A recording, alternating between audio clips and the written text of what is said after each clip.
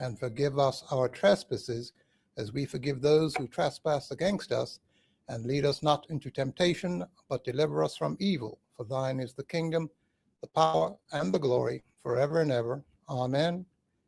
Almighty God, who in thy wisdom and goodness hast appointed the office of rulers and parliaments for the welfare of society and the just government of men and women, we beseech thee to behold with thy abundant favor us, thy servants, whom thou hast been pleased to call to the performance of important trusts in these islands, that thy blessing descend upon us here assembled, and grant that we may treat and consider all matters that shall come under our deliberation in so just and faithful a manner as to promote thy honor and glory, and to advance the peace, prosperity, and welfare of these islands and those whose interests thou hast committed to our charge. And this we beg for Jesus Christ's sake. Amen. May the grace of our Lord Jesus Christ and the love of God and the fellowship of the Holy Spirit be with us all evermore. Amen.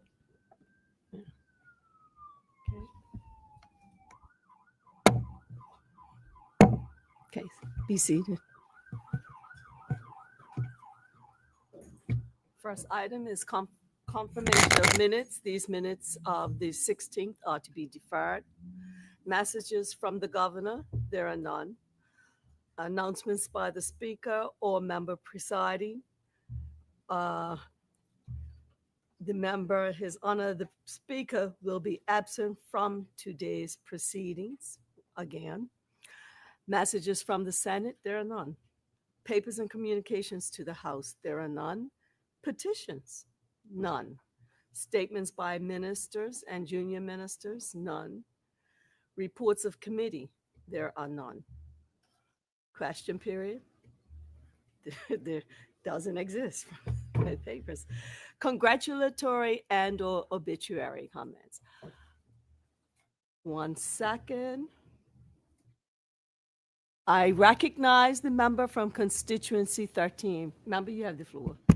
Thank you, Madam Acting Speaker. Madam Acting Speaker, I'd like congratulatory sentiments sent to the Loyal Hill Community Committee. Yesterday, we had the pleasure of their annual Bermuda Day celebration that happens the Sunday before Bermuda Day. The Loyal Hill community came together during the COVID crisis to celebrate Bermuda Day when things were disrupted during that time. And since that time, it has grown from strength to strength, Miss Acting Speaker. Anyone that did join would have been celebrating with the rest of them as they had a parade. They had some young ladies dancing. They had music playing. They also gave out prizes. You had Mr. and Mrs. Loyal Hill. Congratulations to Mr. Delroy O'Brien and Joan Elizabeth Davis, or Mr. and Mrs. Loyal Hill. You also had the Queen of Loyal Hill, Miss Helene Benjamin. I also want to say thank you to all of the persons who participated, the Devonshire Ultimate Star Twirlers, Wolves Sports Club, Body in Christ Movement, Places Gumbays, and of course, the highlight of the event is the annual go-kart race off the top of the hill, which thankfully we did not see anybody crash as we have seen in the past, but we Josh Masters, George Benjamin, Kareem Easton, Desmond Woolridge, and Marvin Woolridge, who participated in the go-kart race. Live entertainment was by the Working Title Band, and we also had music by DJ Peppy. So hats off to the organizers, George and Renee Benjamin, Dennis O'Brien, Shawnette Easton, Juanita Easton, Carla Emery, Tiane Stevens, Oshanda Lightborn, and Desta Asento. So congratulations to all of them for continuing to keep that alive and well up at Loyal Hill. Again, secondly, Madam Acting Speaker, I'd like to give congratulations to Delwood Middle School for their performance of Chosen. It was last week Friday and last week Saturday at Delwood Middle School cafeteria. It was a performance written and directed by the principal, Trina Carrera, and anyone that did attend, you would have seen some phenomenal performances by our middle school students as they did a dance and song display representing representing all that is good about what is happening with our youth. And I encouraged anybody who could have attended to absolutely go and see that on when it did perform last week, Friday and Saturday. Thank you, Madam Acting Speaker. Thank you, member. I recognize the member from constituency 33.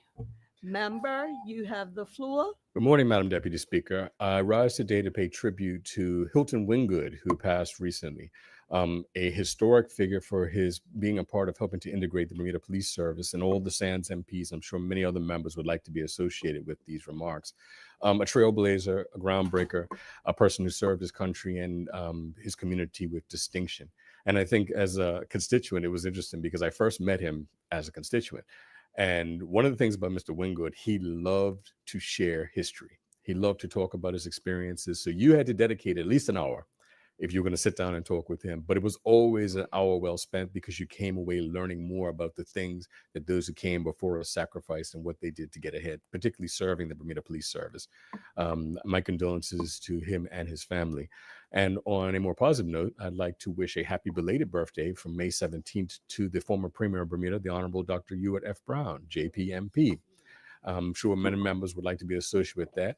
I wish him peace, long life, happiness, and justice. Thank you, Madam Deputy Speaker. Thank you, member. Are there any other members who wish to speak?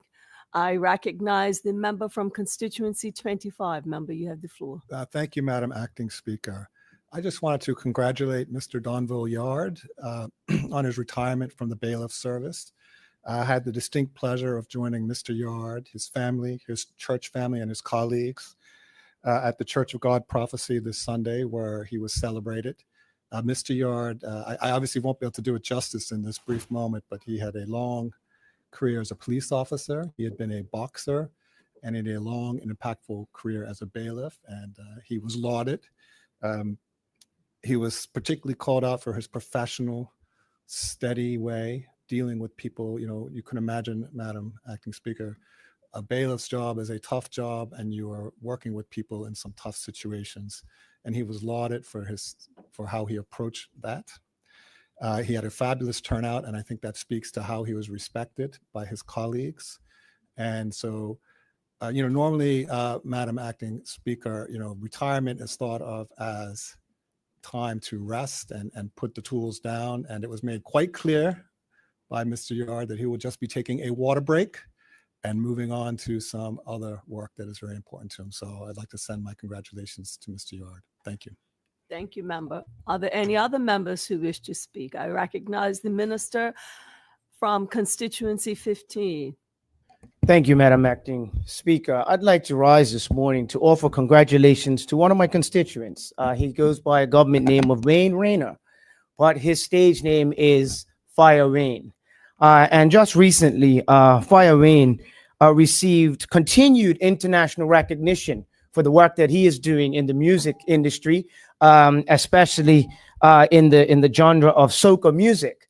Fire Rain was recognized on an international radio show, the Greg Hill Morning Show, which is broadcast to millions of listeners in the New England area.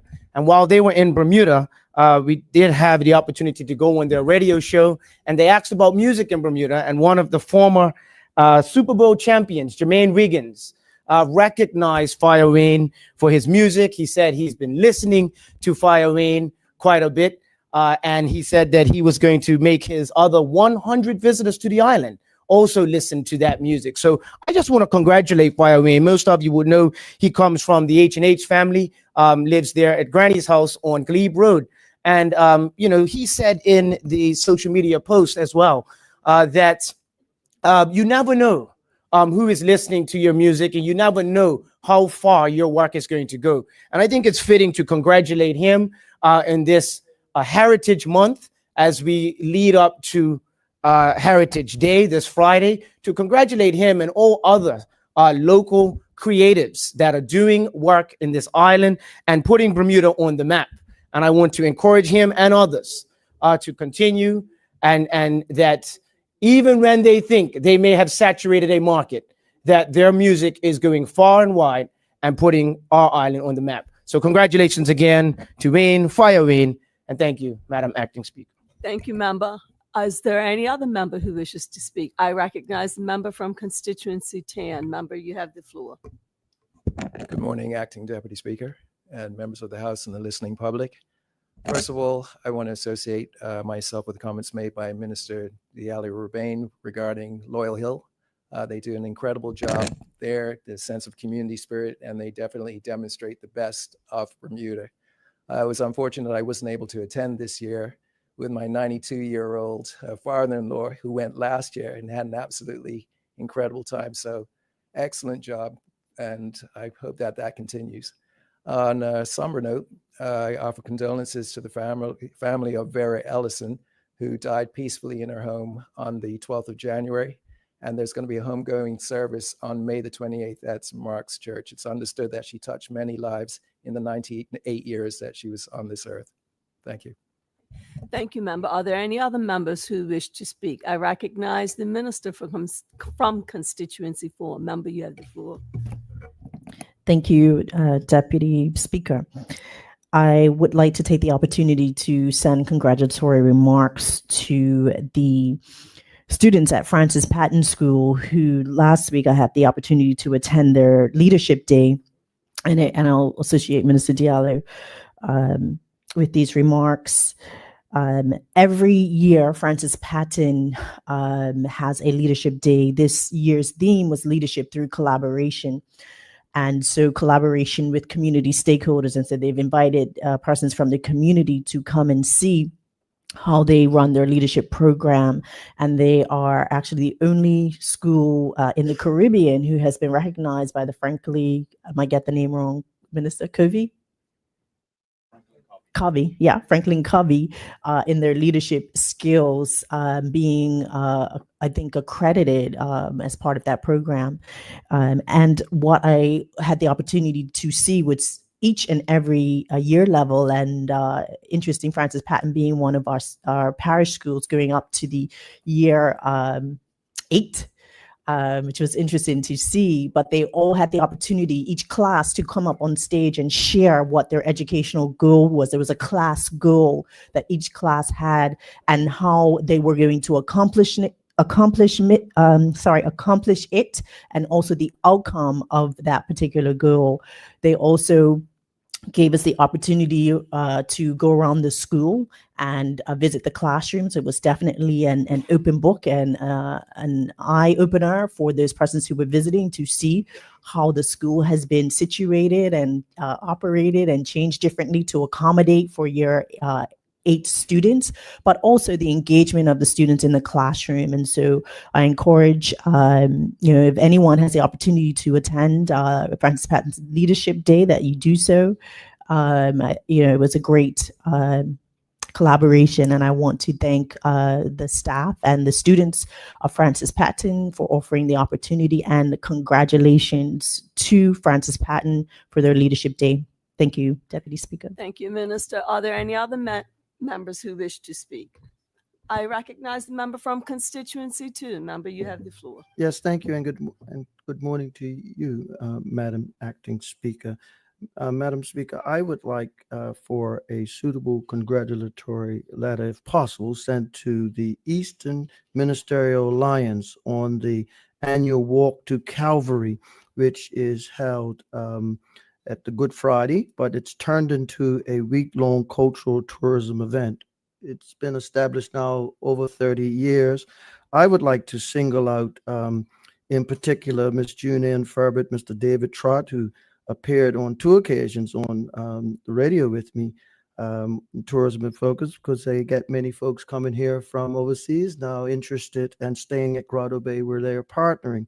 And they're very thankful to the minister responsible for culture for participating in that as well.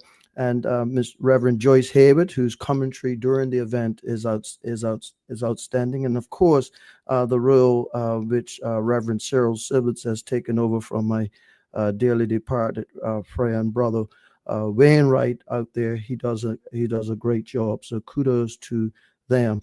And also, I'd like to congratulate the great snooker team from RAA. Now, I know there are 1 or 2 snooker players that hail in this honorable House. I'm sure they'd want to be associated with me singling out Kenya Trot. I think that is Member Deputy Leader.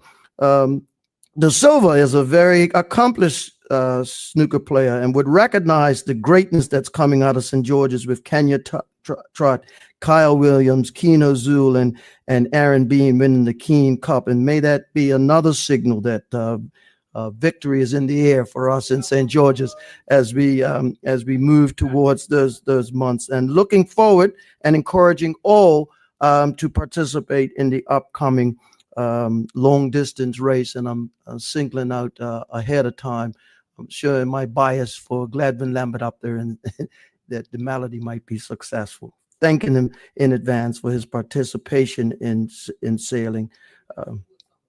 I do support my cousins from Somerset Bridge and Death Valley all day, every day, and Whale Bay. Thank you. Thank you, member. Are there any other members who wish to speak? I recognize the member from constituency 26. Member, you have the floor. Thank you, Madam Acting Speaker, and good morning, colleagues. Madam Acting Speaker, I'd like to send congratulations to the Bright Temple AME Church of Warwick. I had the privilege yesterday of attending their concert, which was a theme, a Heritage Day theme, in fact, Take Me Back. It was a very enlightening concert.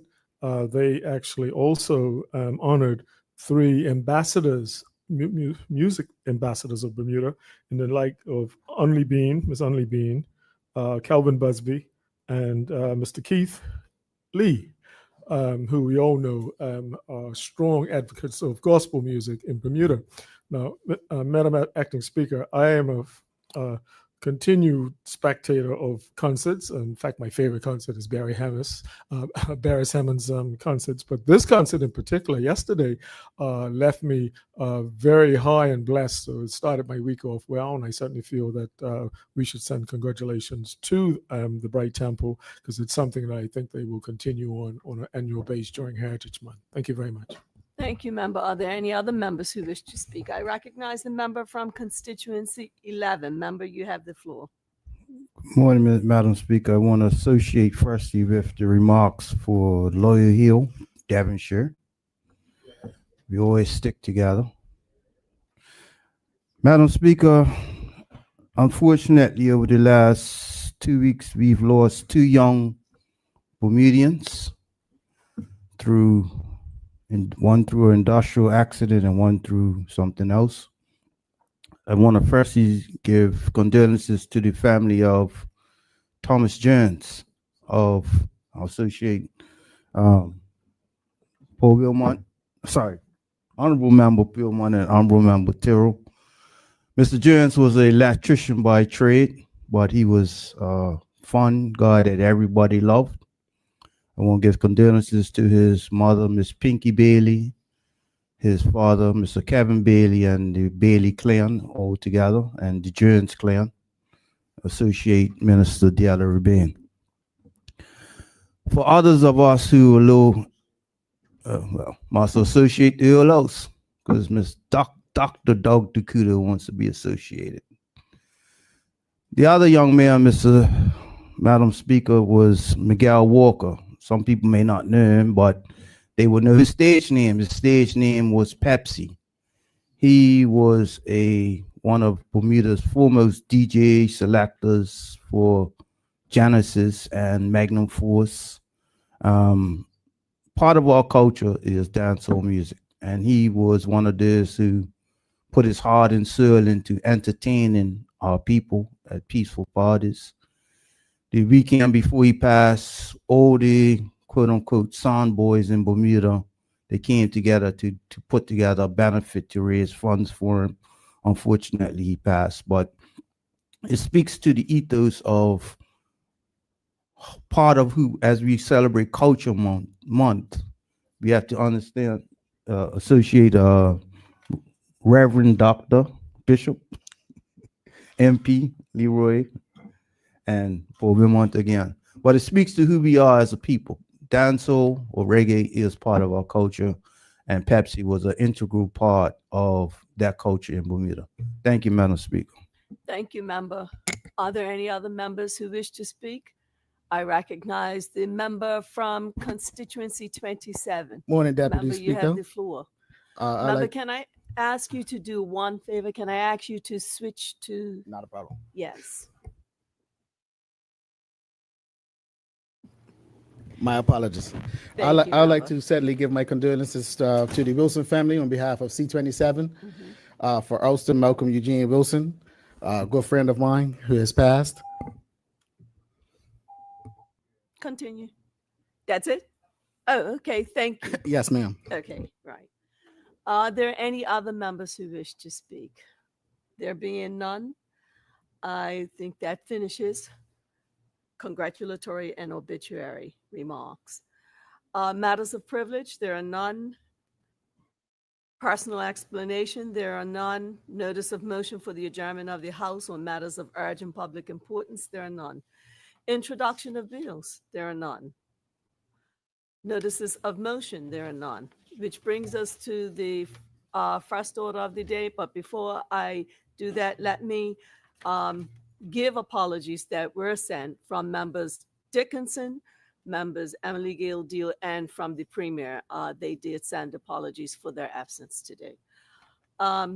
We are now going to the resumption. We are going to resume in Committee of Supply for further consideration of estimates of revenue and expenditure. May I have the minister? Yes. Madam Acting Speaker, I move that the House do now resume in Committee of Supply to consider the estimates of revenue and expenditure for 2025-2026. Thank you.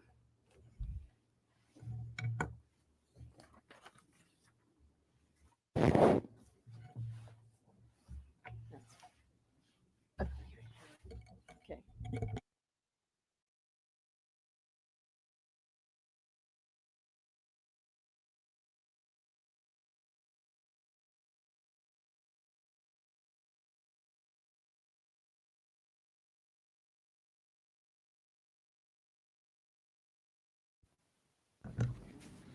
The Minister of Finance, he starts, right? Yeah, so the motion has already been made by the member who's starting us off. So we're in committee now, so you're starting off as the chair. So you read this part first, and then you call on the minister. Haywood. Okay. Okay, thanks. Good morning, honorable members and members of the listening audience. We are now in the Committee of Supply for further consideration of the estimates of revenue and expenditure for the year 2025-2026.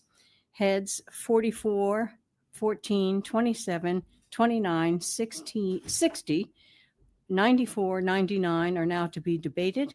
I call on the minister in charge, the Honorable Jason Hayward, MP, JPMP, Minister of the Economy and Labor, to proceed. Minister, you have the floor.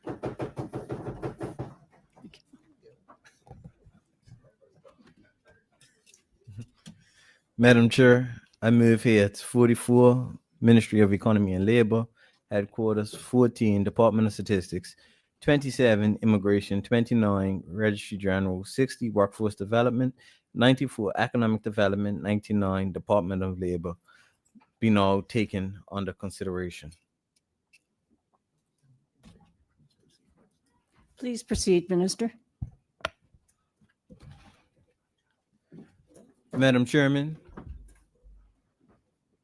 before I commence, I would just like to thank the Ministry of Economy and Labor team and all the department heads and public officers who have diligently worked to execute on the agenda of the Ministry of Economy and Labor and the departments underneath that department. I believe that the ministry has served the community well. We have a proven track record of execution. On an annual basis, we publish the work that we've actually done to progress the lives of businesses and Bermudians as a whole and improve the quality of life of those individuals.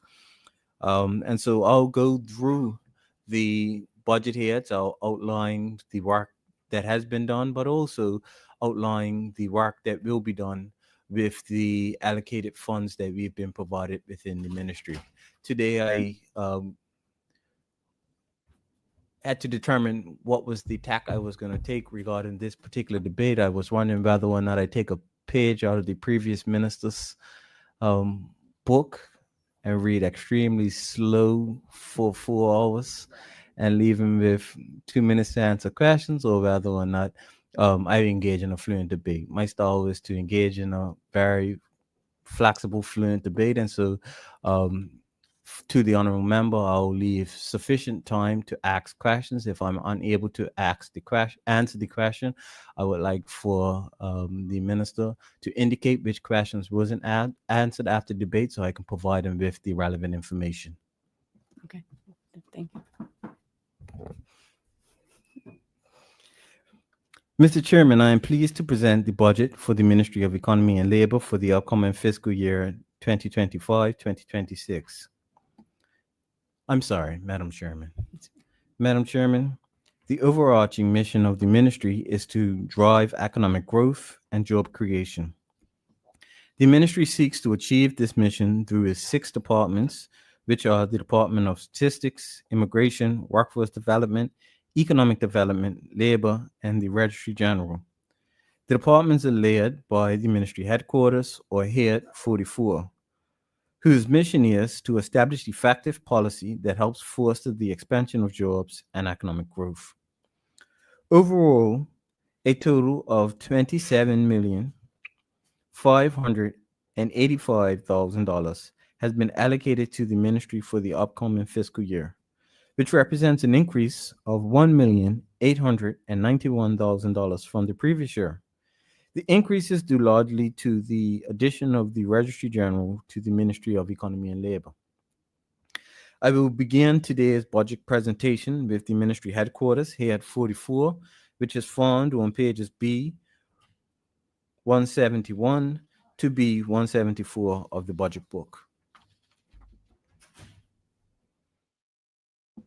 As we look at expenditure, Madam Chair, a total of $1,075,000 has been allocated for Head 44 headquarters for 25-26 fiscal period. This represents a reduction of $126,000 or 10% compared to the previous year. The headquarter budget is 4% of the ministry's total budget.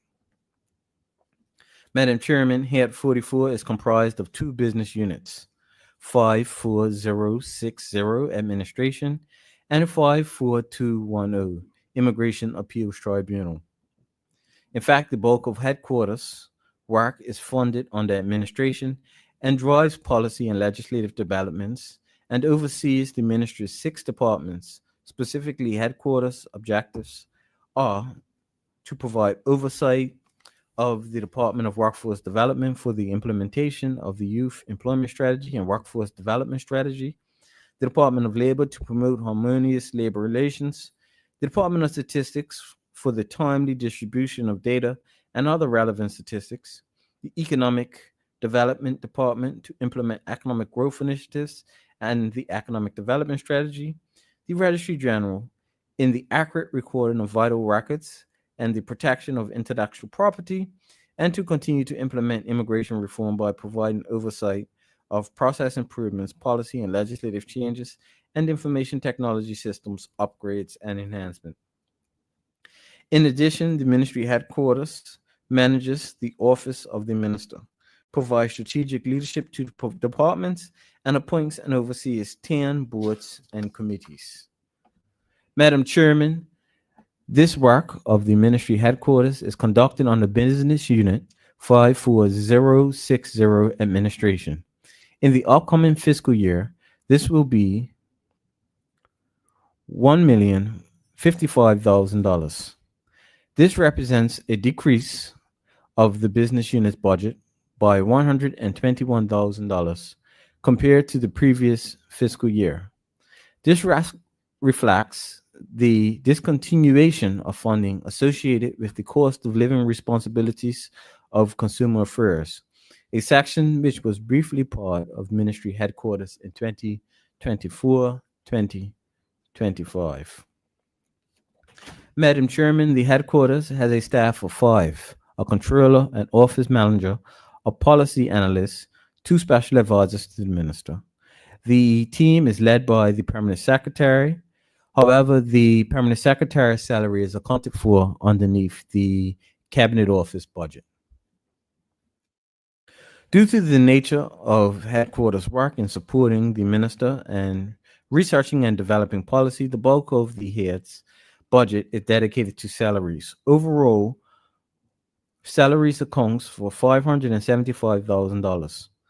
Other significant items of expenditure are professional services and $260,000, travel of $121,000, and advertising and promotion at $60,000. Madam Chairman, enabled by this team, in the past year, the ministry headquarters met the majority of its performance objectives and delivered numerous policy and legislative initiatives. Specifically, in 2024-25, the ministry completed a number of strategic and throne speech initiatives that together improved the lives of Bermudians and set the island up for greater economic development.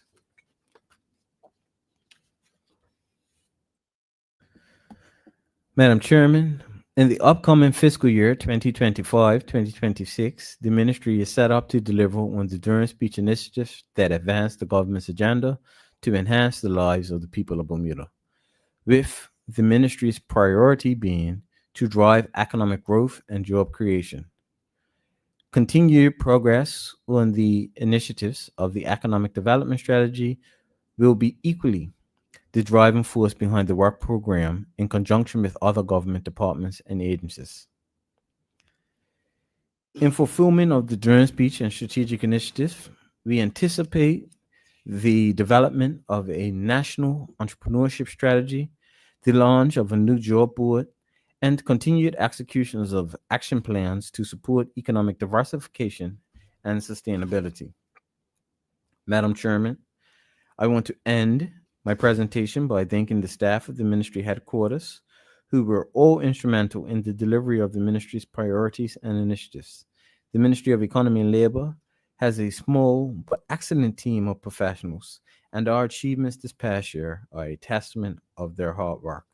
Madam Chairman, that ends my presentation on Head 44 Ministry Headquarters. Thank you, Minister. Can we now proceed to Head 14?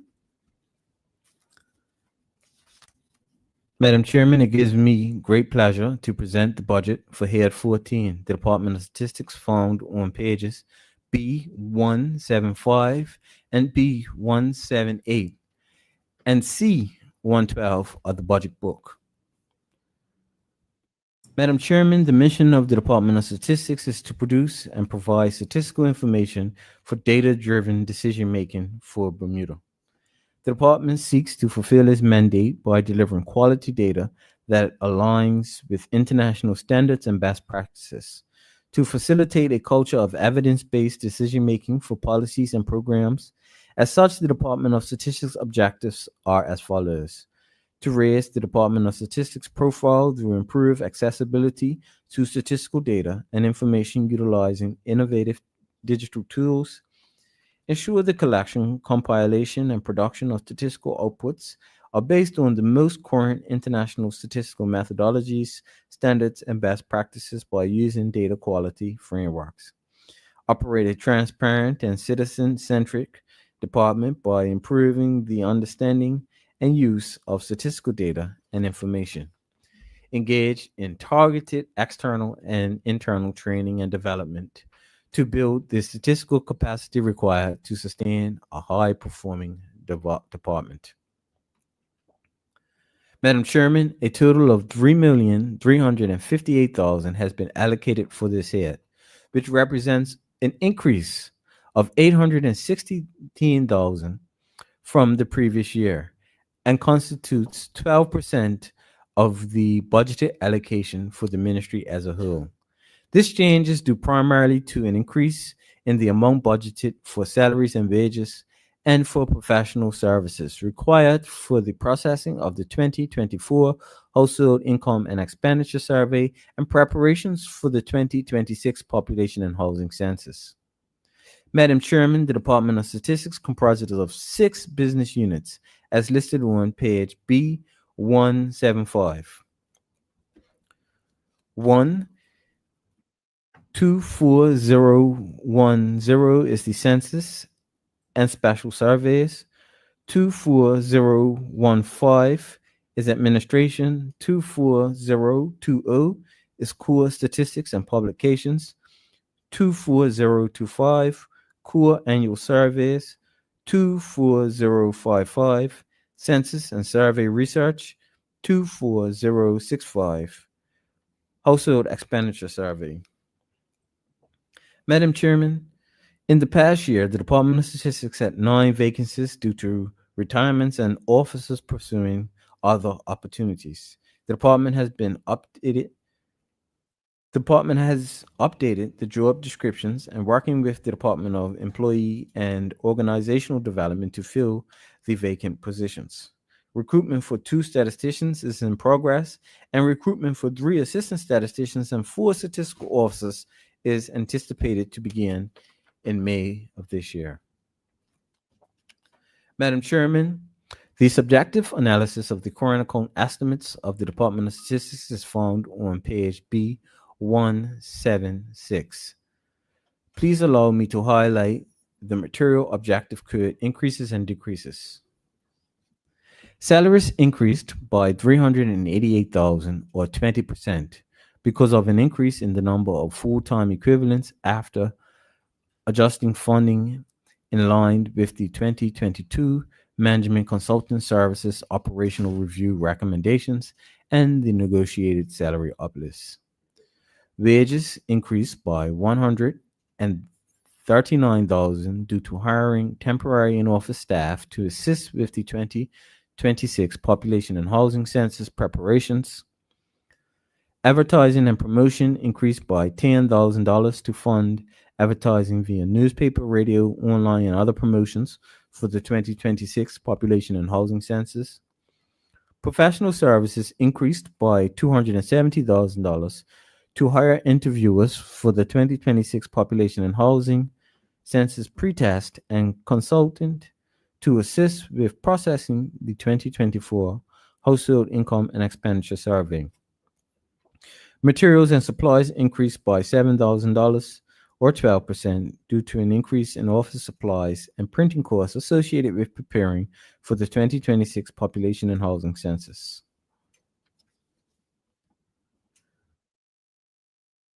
Performance measures by business unit. Madam Chairman, I'm pleased to report that most of the revised forecast performance measures for 2024-2025 were achieved. Madam Chairman, before commencing my analysis by business unit, it is important to note that comparisons are not like for like for the following reasons. Funding for the labor force survey was shifting from business unit 24055 to 24025. Madam Chairman, I will now present my analysis of expenditure by business unit. Business Unit 24010 Census and Special Surveys.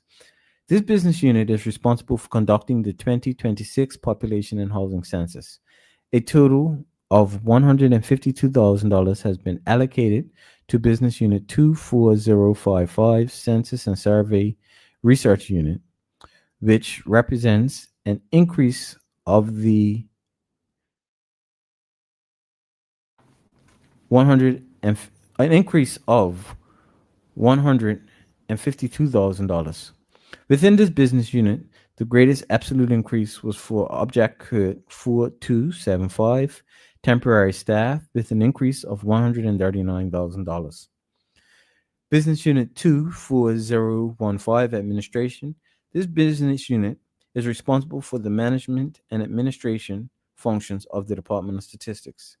A total of $839,000 has been allocated to Business Unit 24015 administration, which represents an increase of $204,000 or 32% from the previous year.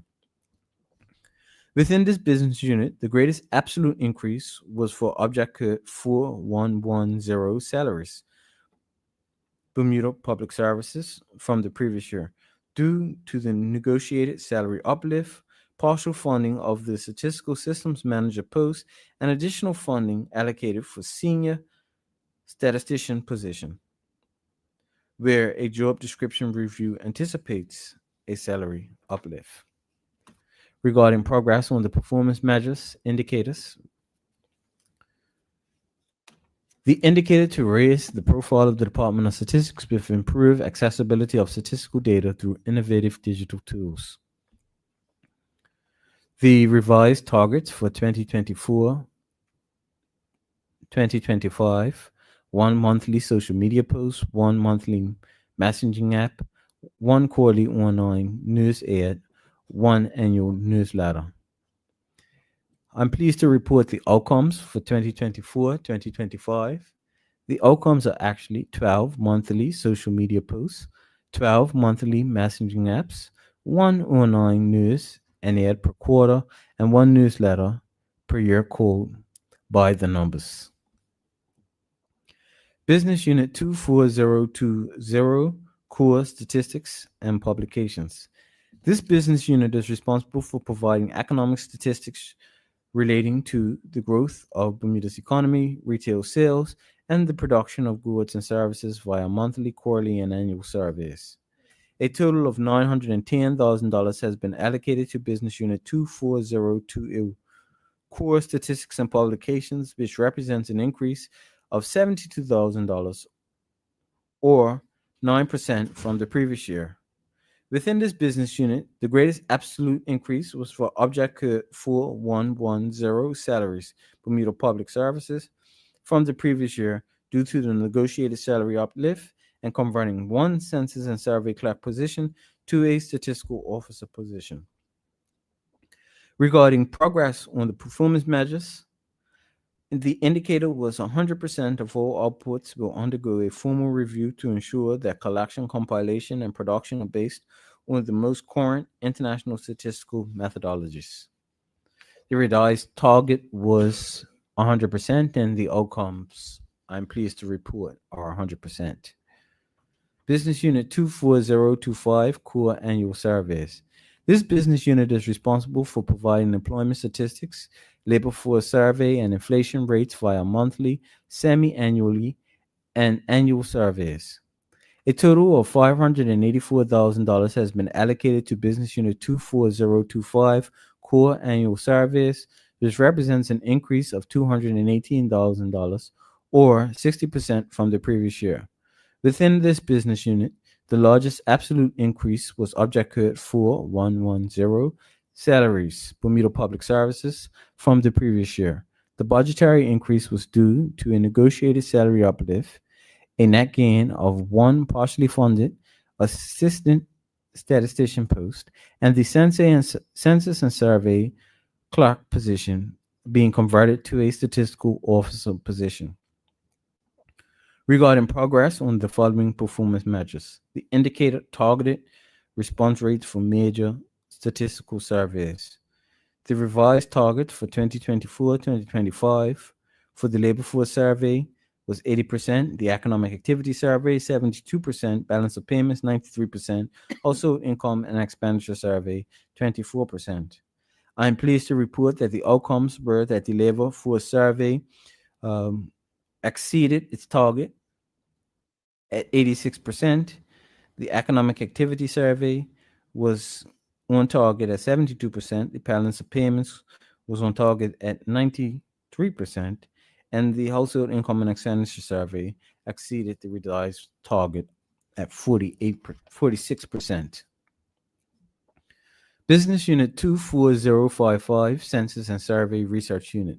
This business unit is responsible for maintaining a core level of research capability for the department.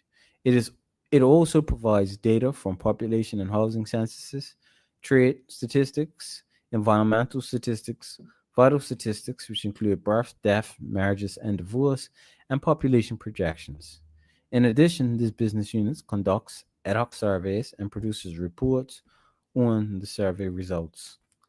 A total of 551,000 has been allocated to Business Unit 24055 Census and Survey Research Unit,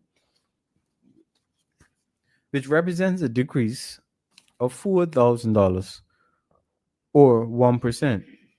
This reduction was partly due to the labor force survey budget being shifted from Business Unit 24055 to 24025, and the budget transfer being offset by salary increases and the negotiated salary uplifts.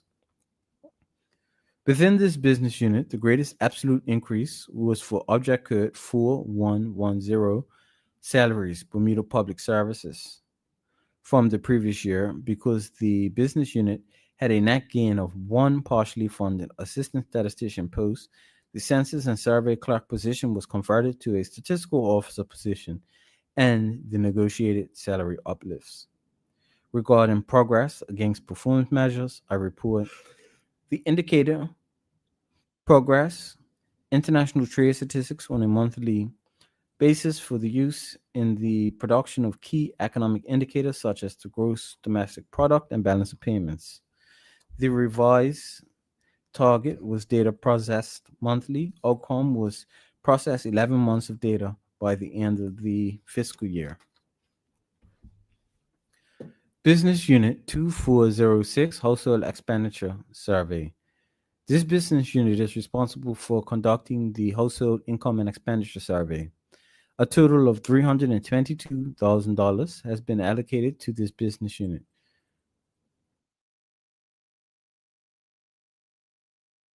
Which represents an increase of $174,000 or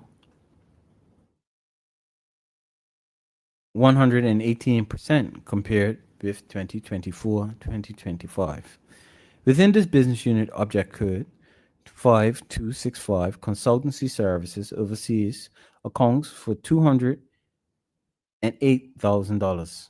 This is for professional services for processing the 2024 Household Income and Expenditure Survey. Madam Chairman, the 2024 Household Income and Expenditure Survey is of national importance because it is the only statistical activity for collecting private household expenditure and income patterns and levels. This data is used to update the market basket of goods and services and household expenditure rates to compile the Consumer Price Index. It also will indicate the overall living standards of Bermuda's residents.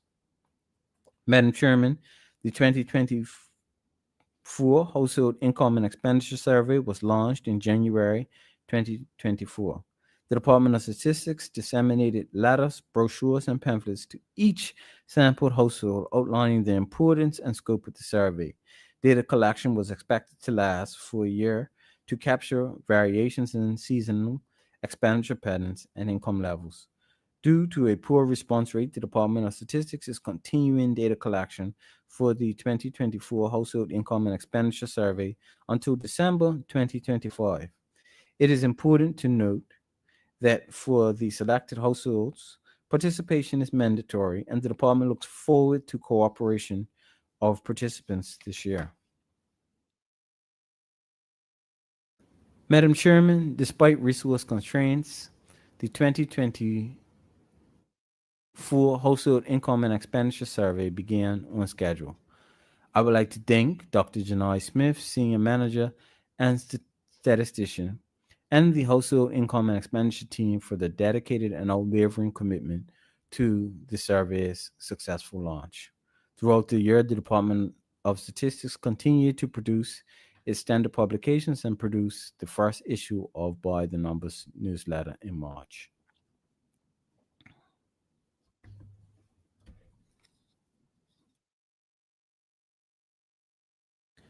Madam Chairman, if we look at capital acquisitions for the Department of Statistics on page C12, we will see an amount of $198,000, which has been apportioned in this year's budget. These monies will be used to support the online 2026 population and housing census preparations and replace a desktop computer. Madam Chairman, as seen on page B176, employee numbers, there are a total of 27 full-time equivalents in the department for the upcoming fiscal year, which is an increase of 5 from the 22 full-time equivalents in the current year. This enhances the department's capacity to perform effectively and in a timely manner. These full-time equivalents are for the positions of 1 statistical systems manager, 2 assistant statisticians, and 2 additional full-time equivalents are for temporary staff who are required to assist with preparations for the 2026 population and housing census. Madam Chairman, for the upcoming year, the department will continue the data collection for the Household Income and Expenditure Survey and preparations for the 2026 population and housing census. In addition, the department is committed to leveraging technology to develop standardized and streamlined solutions to automate and validate labor-intensive processes. This will improve timeliness of reporting. Madam Chairman, the department will conduct the necessary census and survey and collect administrative data to produce the following core publications in the upcoming fiscal year 2025-2026. Monthly, we will produce the Retail Sales Index and Consumer Price Index. Quarterly, we will produce the balance of payments and international investment position and gross domestic product by expenditure. Semi-annual publications will be the Labor Force Survey Report, and annually, we will produce the Digest of Statistics, Bermuda Job, Employment Briefs, Employment Survey Tabulation Set, Annual Gross Domestic Product, Information Communication and Technology Profile, Environmental Statistics Compendium, and Tourism Satellite Account Report. Madam Chairman, the department conducts ad hoc surveys, provides survey samples, and undertakes in-depth research and analysis of data. In addition, the department provides statistical advice and professional consultancy in the collection, processing, and analysis of data from government departments. Furthermore, the department fulfills statistical data requirements from local and international organizations. Madam Chairman, let me take this opportunity to thank the dedicated staff of the Department of Statistics under the leadership of the Director, Ms. Melinda Williams, for their continued commitment to the department's objective. Madam Chair, that ends my presentation on Head 14, Department of Statistics. Thank you, Minister. Just to remind the listening audience that we are now in Committee of Supply for further consideration of the estimates of revenue and expenditure for the year 2025-2026. And the Minister in charge, the Honorable Jason Hayward, JPMP, Minister of Economy and Labor, is outlining the heads for us. And we will now move on to head number 17, which is immigration. Please proceed. Madam Chairman, I believe that's head 27. I'm sorry, head 27, yes, sorry. Thank you. Madam Chairman, it gives me great pleasure to present the budget for head 27, the Department of Immigration, found on pages B179 and B183 and C12 of the budget book. Madam Chairman, the mission of the Department of Immigration is to facilitate economic growth and to protect the future of Bermuda for the benefit of Bermudians, residents, and visitors while protecting our borders. The total projected expenditure for the Department of Immigration for 25-26 is estimated at $6,867,000, reflecting an increase of $629,000, or approximately 10% compared to the 2024-25 budget. This increase is primarily attributed to the regrading of several job descriptions within the department, as well as an increase in software maintenance contract for the border management system. Madam Chairman, the material changes of the subjective analysis of the current account estimates as compared with 2024-25 can be found on page B180 and are as follows. Salaries increased by $679,000. or 18%, primarily due to the regrading of several vacant positions necessarily to facilitate the recruitment and filling of roles. Professional services decreased by $713,000 or 75% due to the reduced need for contracted consultants, which address the backlog of applications and other staffing requirements. And these consultants are being replaced through recent recruitment efforts.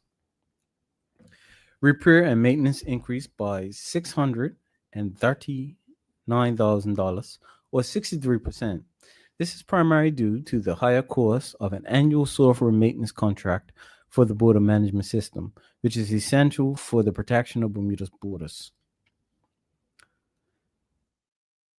Madam Chairman, when we look at the revenue overview, the total revenue for 2025 fiscal year is projected to be $18,627,000, which represents a decrease of $3,023,000 or 14%.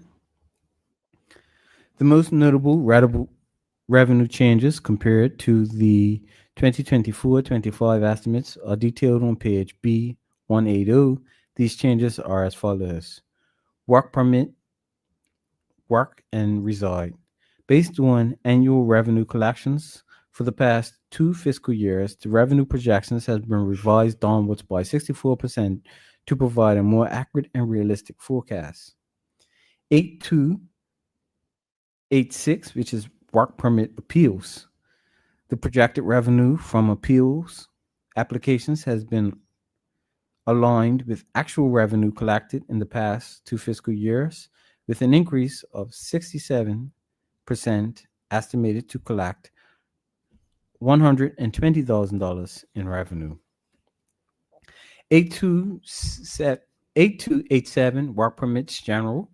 Recent trends show a higher revenue collected of general fees, including those for add-ons such as advertisement extensions, permit amendment late fees, and others. As a result, the estimated revenue increased by 56%. 8293 residence fees. Revenue estimates were reduced by $59,000 compared to 2024-25, reflecting actual revenues collected during the same period. Additionally, the dissolution of the 1-year work from Bermuda residential permits, effectively February 28, 2025, is expected to decrease revenue for the 2025-2026 fiscal year. 8301 status and naturalization. As the anticipated changes to the Bermuda Immigration and Protection Act 1956 regarding permanent resident certificate applications were not finalized, the estimated revenue has been reduced by 63% or $1.5 million, which was the predicted revenue for the previous fiscal year.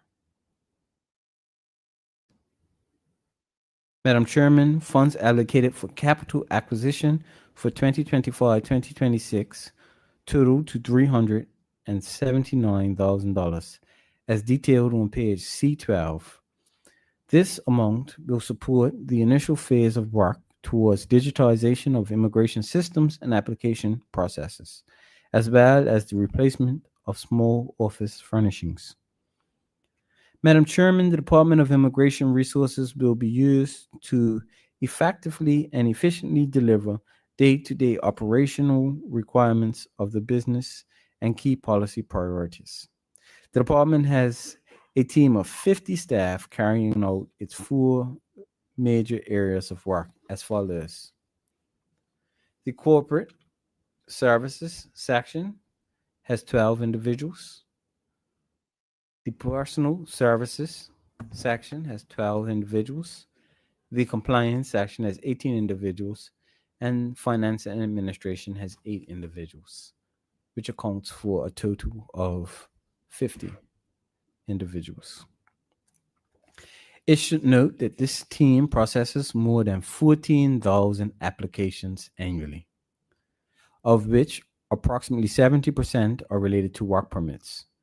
The department handles over 100 different types of applications of varying complexity. I highlight this, Madam Chairman, as the extent of the volume of work handled by the department is often lost on the public. We are committed to digitizing and automating all of our processes, which will improve service outputs and add transparency, reflecting a win-win for our clients and the department. Business unit performance. Madam Chairman, the department's performance outcomes against the performance measures are listed on pages B182 and B183 of the budget book. 37010 Corporate Services. This business unit is responsible for processing 14,000 applications referenced earlier.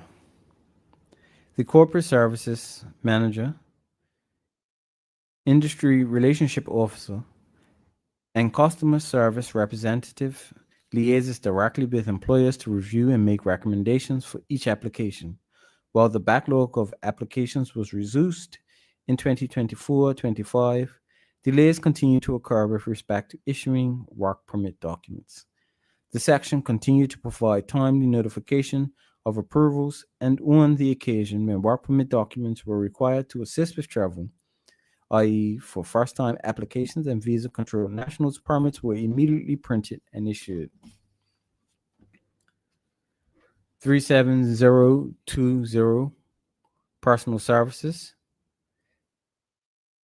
As its name suggests, this business unit liaises directly with individual customers for applications related to travel documents, the acquisition of Bermuda status, naturalization as a British overseas territory citizen, permanent resident certificate applications, issuance of related certificates, permissions to reside, seek employment, and attend school, and letters for spouses of Bermudians.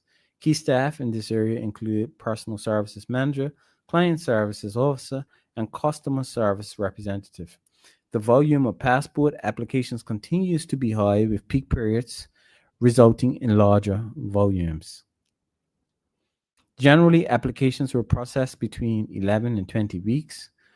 Of significance, with the reinstatement of the BMU Code in April 2024, there was little to no uplift in passport applications by existing passport holders who wish to obtain a new passport within BMU Code. The temporary staff continue to provide invaluable assistance for the processing of spousal letters and permanent resident certificate applications. Naturalization as a British overseas territory citizen saw a significant decrease in the processing times from 6 to 9 months to 3 to 6 months. The new targeted processing time for 2025-2026 is 6 months, and that can be found on page B182. In 2024, the department, in conjunction with the Deputy Governor's Office, processed over 550 naturalization applications, an increase of approximately 316 from 2023. 37030, which is compliance. Under the leadership of the compliance manager and 2 principal compliance officers, senior immigration inspectors in the unit are assigned to both immigration headquarters in Hamilton and the LFB International Airport. The unit continued to undertake investigations for potential breaches of immigration law, regulations, and policy. The penalty process for breaches against the Bermuda Immigration and Protection Act 1956 follows the guidelines in section 71A and 71B of the Bermuda Immigration and Protection Act. The unit also began random assessment on permanent resident certificate holders to ensure that holders were not absent from Bermuda without permission of the minister for a period of 2 years or more. This is in accordance with Section 31D of the Bermuda Immigration and Protection Act 1954. During the past fiscal year, the following cases are on record. As it pertains to general investigations, there were 104 new general investigations, of which 61 were completed. As it pertains to civil penalty investigations, there were 60. There was one that has actually been completed and 7 which are awaiting a decision for civil penalties. Enforcement site visits, we conducted 30 site visits. And when we say site visits, this is where a complaint may come in terms of somebody working not according to policy or working without the relevant applications. And so you can see that once those complaints are made, we do make on-site visits to ensure that persons are compliant. And then deportations. There were actual 9 deportations which were executed in the last fiscal period. And deportations can arise from a number of circumstances.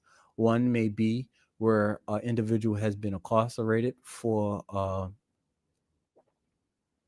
criminal activity, and upon incarceration, the department works with the prisons and the the governor's office for immediate deportation of that individual so that they're not reintegrated back into our economy. And the other would be pertaining to persons who may be residing in Bermuda illegally, and there is reluctance for them to leave on their own. As it pertains to permanent resident certificate holders, absentee assessments, there were 220 assessments conducted. Less than 5 were absent for 2 years or more without the minister's permission.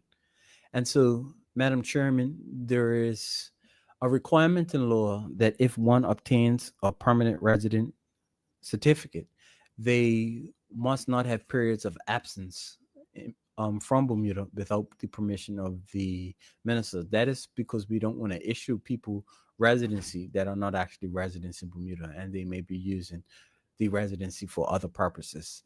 And so we have been doing ongoing assessments, not just for permanent resident certificate holders, but also for resident certificate holders. And we found, for the most part, persons are compliant. Where persons are not compliant, the department will write a natural justice letter to that individual and ask for clarification as to why they may be absent. You may have had somebody who has also passed away overseas, and as a result are no longer in Bermuda, but those occurrences are extremely rare. Madam Chairman, 37040, which is Finance and Administration. This business unit is responsible for the department's accounts, budget, financial records, reporting, annual budget preparation, administrative support services, personnel administration functions, including recruitment and work from Bermuda applications. This unit is overseen by Finance and Administration Manager. In the past year, there were 18 vacant posts. Recruitment was the main focus throughout 2024, 2025, and prior to the end of the fiscal year. Of the 18 vacant posts, 12 suitably qualified applicants were selected, given the need for approvals by the Public Service Commission and the governor. Contracts were issued and signed on the 30th of April, 2025.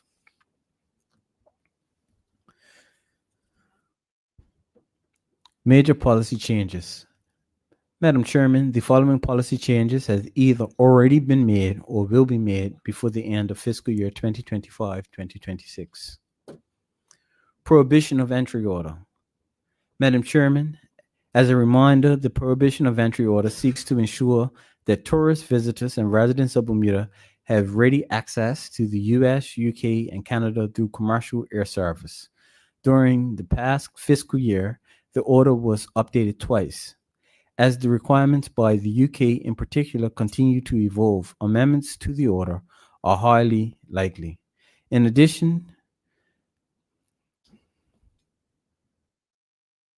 to this, the Department of Immigration will continue to enhance local visa requirements, ensuring there is a reasonable balance between securing our borders and the ease by which travelers can be landed in Bermuda.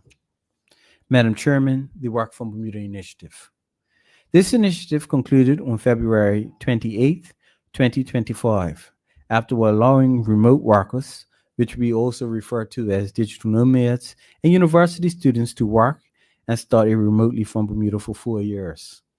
Since August 2020, the program attracted approximately 1,800 participants, with around 250 individuals applying to extend their stay. Notwithstanding the cessation of the Work from Bermuda initiative, applicants can transition to a multi-year residency permission, which, if granted, will give them the ability to remain in Bermuda up to 5 years. Applicants for residency must be submitted between 1 and 2 months prior to the expiration of the Work from Bermuda certificate. Madam Chairman, I will now outline the plans for the upcoming fiscal year. Madam Chairman, during fiscal 2025-26, the Department of Immigration will progress key action plans. Digitization.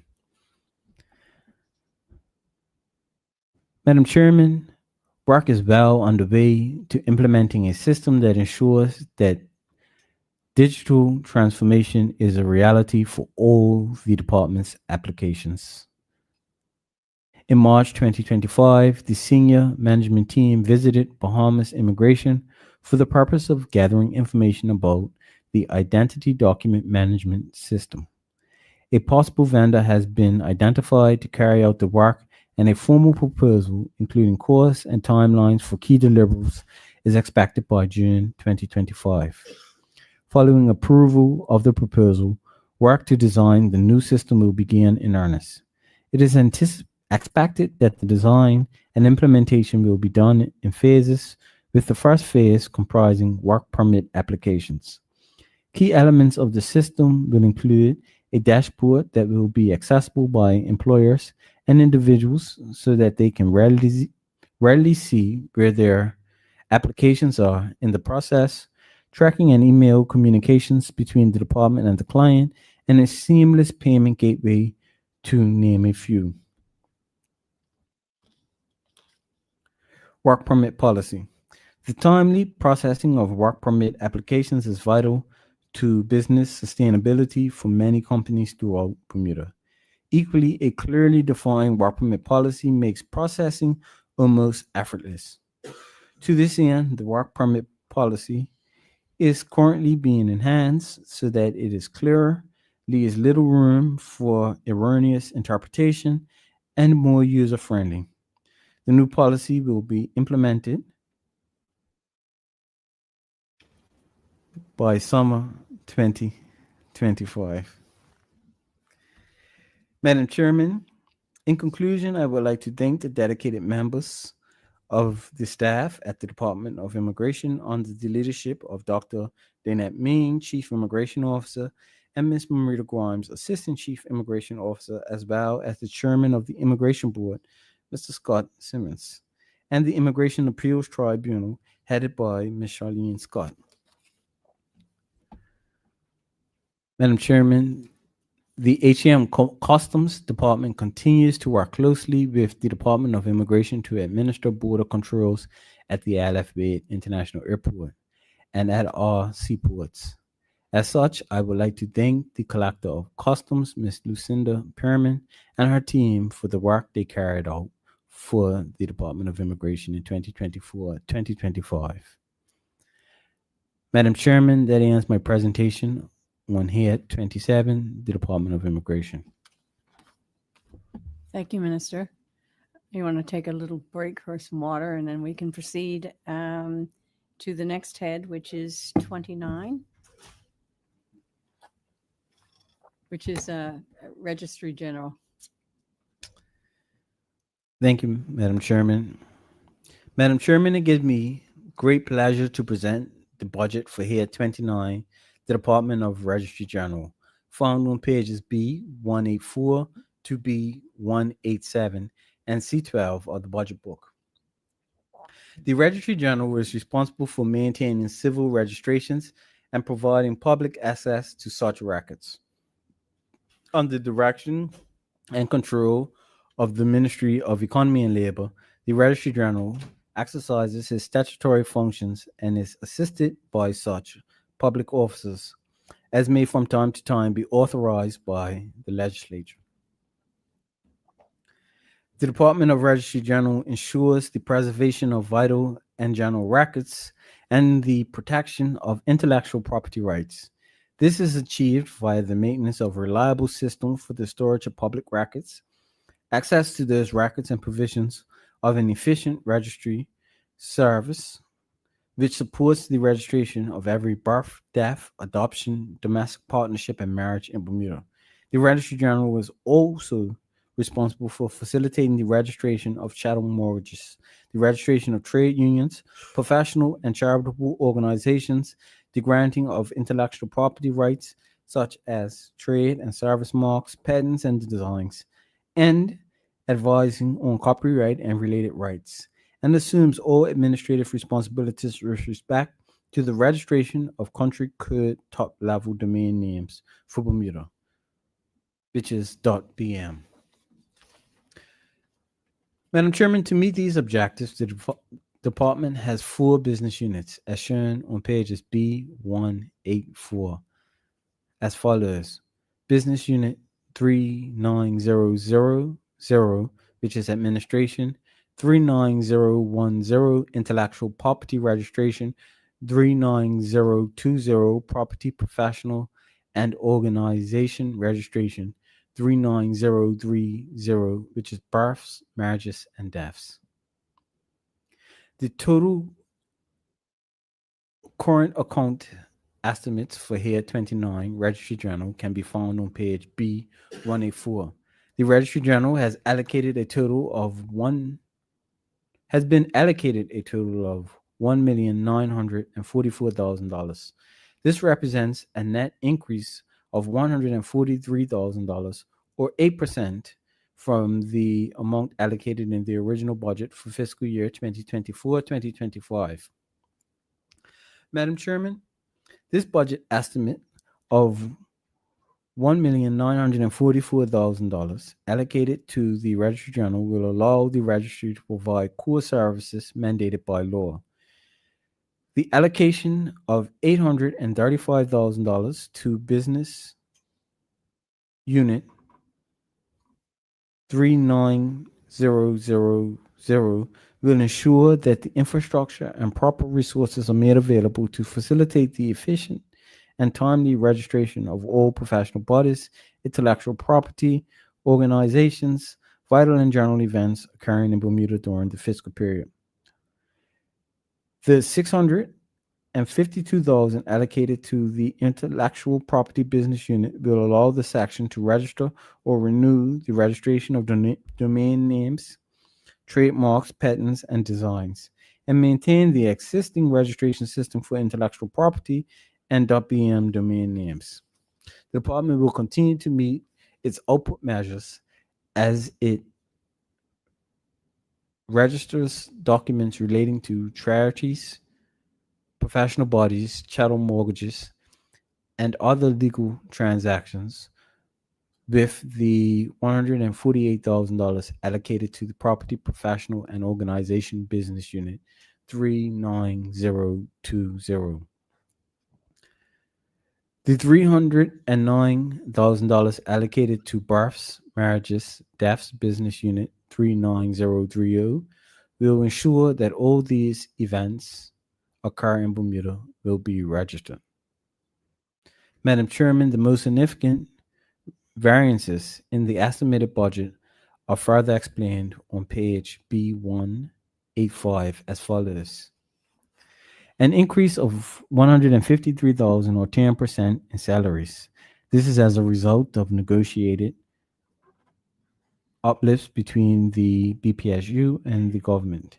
A decrease of $22,000 in travel represents a decrease in the amount of money allocated for business travel for anticipated attendance at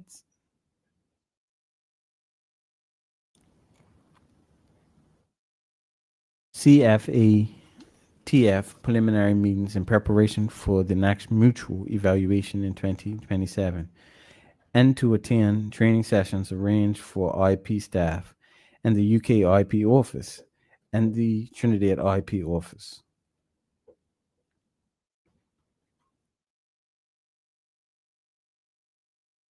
An increase of $9,000 or 8% for repairs and maintenance.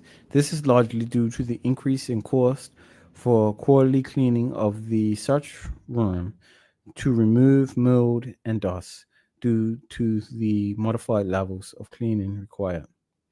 An increase of $8,000 or 38% increase in other expenses. This represents a slight increase in money allocated for other operational costs, that is, for bank charges and commissions.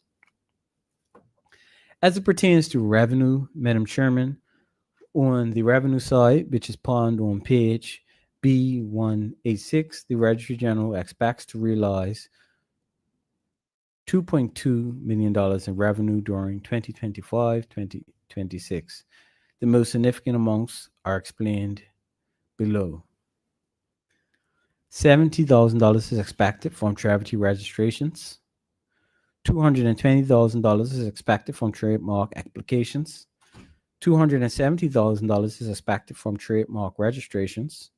$370,000 is expected from trademark renewals. $216,000 is expected from .bm domain name registrations. $260,000 is expected from applications for birth certificates. $120,000 is expected from marriage licenses.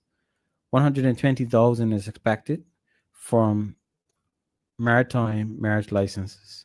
$37,000 is expected from marriage ceremonies. $90,000 is expected from marriage certificates, and $70,000 is expected from death certificates. The manpower estimates for the Registry General, as outlined on page B186, are 20 full-time posts within the department. 4 of those posts are vacant. It is anticipated that the 2 vacant trademark administrators, the customer service representative, and the charities administrative posts will be filled by the beginning of the upcoming fiscal year. The Registry General will consist of the following 4 sections: 39000 administration, that has 7 staff.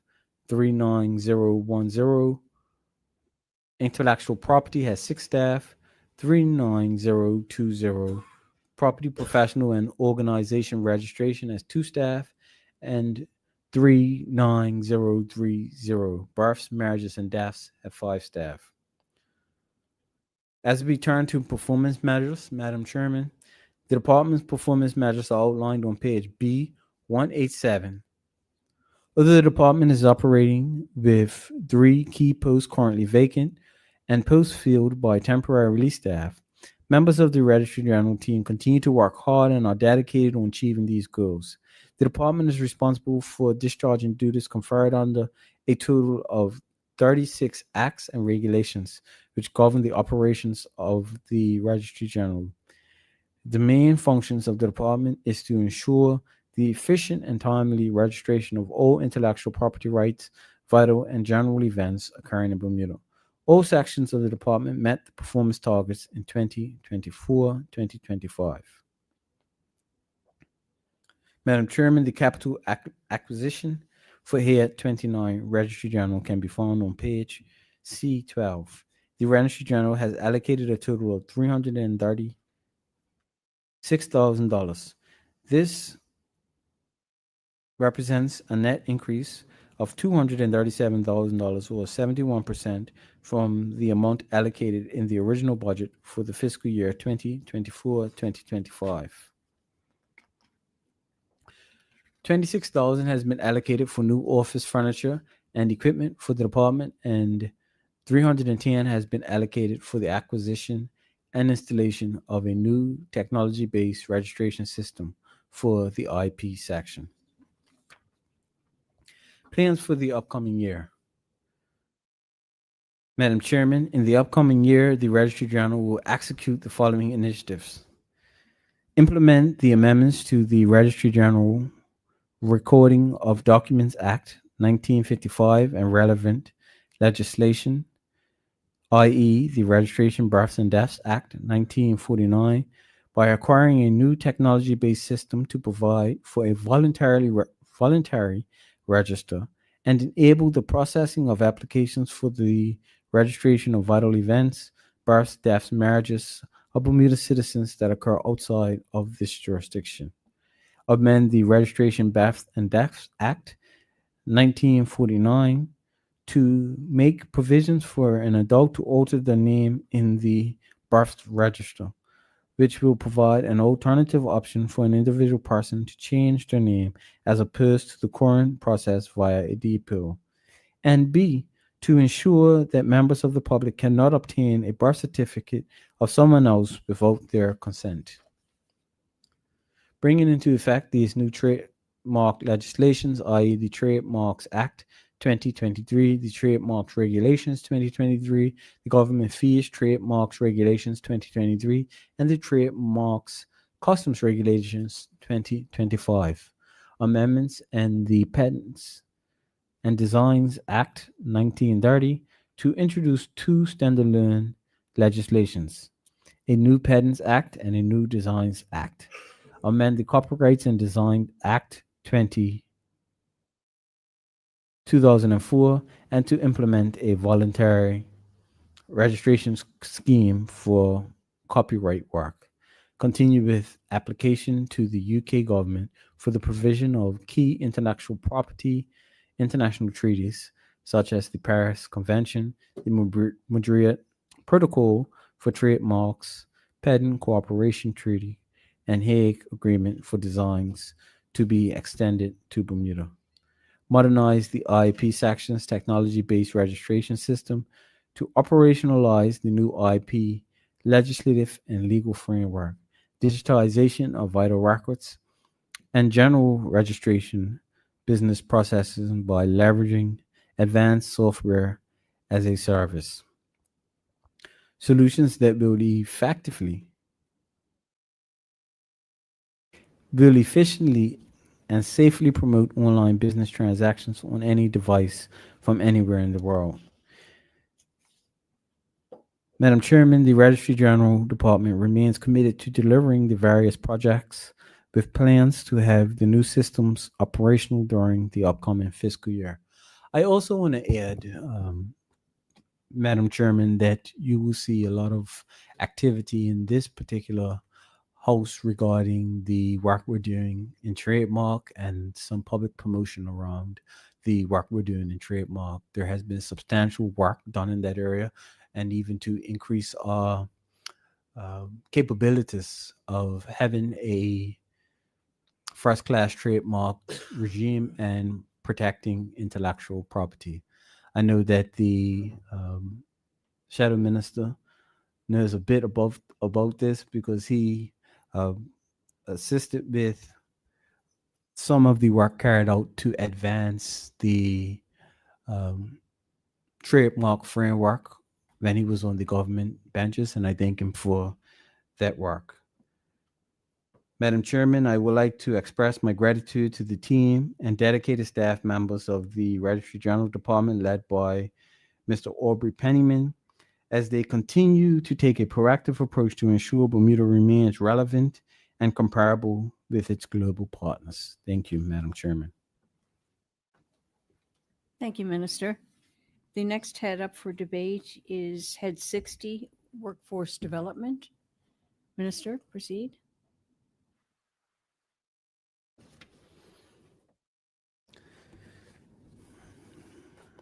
Madam Chairman, it gives me great pleasure to present the budget here at 60, the Department of Workforce Development Fund on pages B188, B193, and C13 and C19 of the budget book.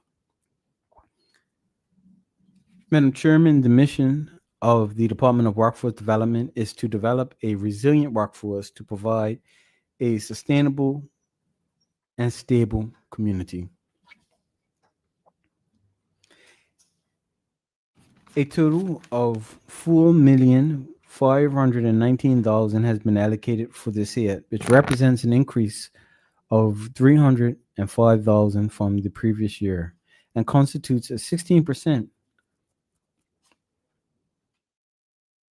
This constitutes 16% of the overall ministry budget. This represents a budget increase of 7% year over year and is largely as a result of a supplementary increase to provide $140,000 for increased apprenticeships and $70,000 for hospitality training opportunities. Additionally, the department has been granted a capital expenditure of $16,750 for upgrades to the training room computers for clients' usage. Madam Chairman, the Department of Workforce Development comprises of 3 programs as noted on pages B189. 6001 General Administration, 6003 Career Development, and 6004 Training. Madam Chairman, Program 6001 General Administration is responsible for the overall management and administration of the Department of Workforce Development. For the past 3 years, I have had to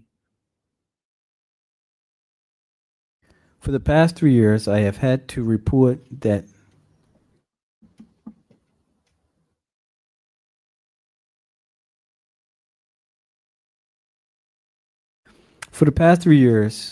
the Department of Workforce Development has been understaffed. However, today I am pleased to report that the department is fully staffed in all sections. One of the roles that was onboarded was the System Support Officer. This role has been vital to enhancing the client experience at Workforce Development. Over the past year, the department has advanced digital transformation to enhance its services to the public. A key achievement has been developing and enhancing the department's website, which now serves as a central hub for all resources. The website integrates program applications, training schedules, success stories, and digital guides, making it easier for stakeholders to access relevant information. Department intake forms have also transitioned to a fully digitized format, allowing for seamless submissions and processing. Course attendance is now digitally tracked and reducing paperwork and enhancing accuracy. Program applications for initiatives such as the Summer Internship Program, Summer Employment Program, Learn Through Experience Program, Employer Participation Requests, Skills Trades, and Graduate Apprenticeship Program are now online. National occupational certification processes have been streamlined by digitizing industry assessment panels and occupation advisory committee assessments and implementing a public national occupational certification registry. The introduction of an online submission and approval system for trainee apprentice timesheets and weekly logs has increased efficiency and reduced errors. To highlight the departmental achievements, a dedicated section on the website now showcases success stories and event highlights. A digital department calendar has been integrated to provide better planning and access to training courses. Training course schedules. Comprehensive how-to guides have been developed to support stakeholders in navigating various platforms. Another significant investment is the successful implementation of a new client information database that was replaced the previous system, offering enhanced data management capabilities. Madam Chairman, Program 6003, Career Development, is comprised of Career Development Administration 70300. This program is responsible for developing personal employment plans and case management as a result of client assessments, core and soft skills training, and employment readiness training. The Career Development section has successfully executed a range of impactful programs during 2024-2025 fiscal year, with a strong focus on youth engagement, workforce readiness, and digitalization and digital modernization. Notable initiatives include the expansion of the youth employment pathways through the Learn Through Experience, summer employment program, summer internship program, graduate apprenticeship program, and public-private partnership such as Shake Your Future with Bacardi Limited. Additionally, the team piloted a target on the job training component within the legislated personal employment plan framework for financial assistance clients. Strategically, the career development section has restructured its spending priorities to amplify investments in youth development and employer partnerships, expansion of programs, job board management, client assessment, and case management.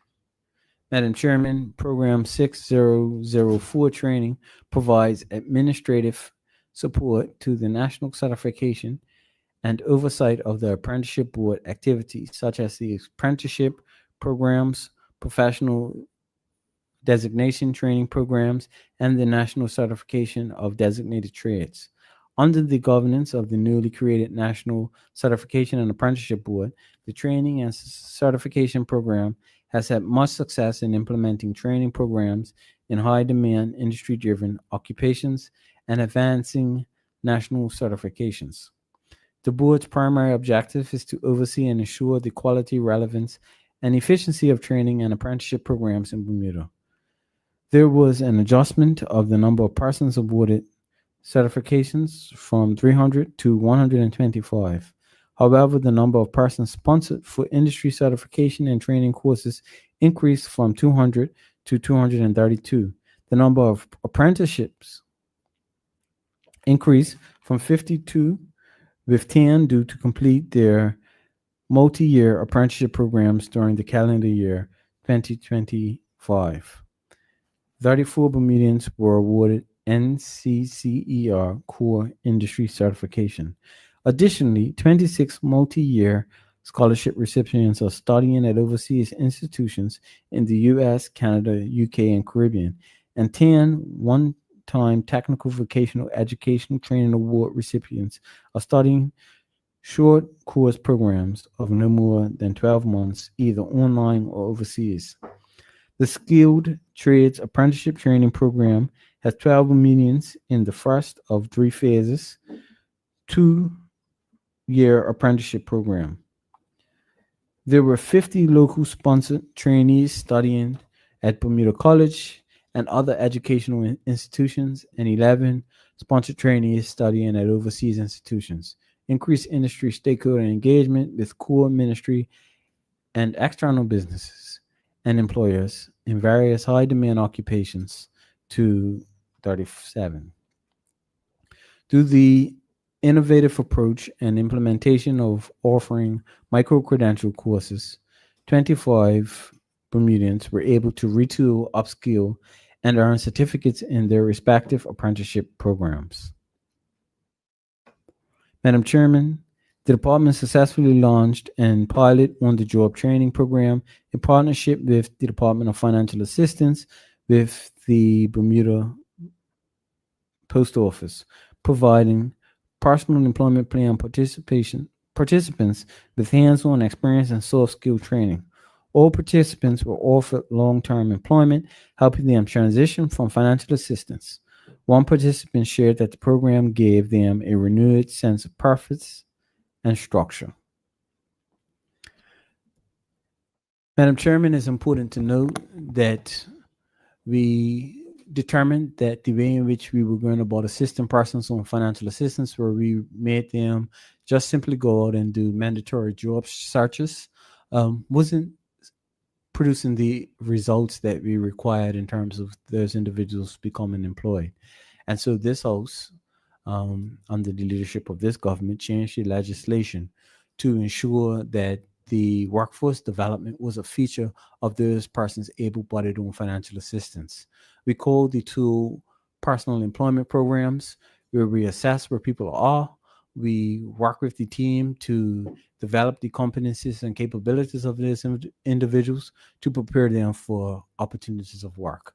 So the on-the-job training program was an initiative that was launched by the Department of Workforce Development to support individuals on financial assistance.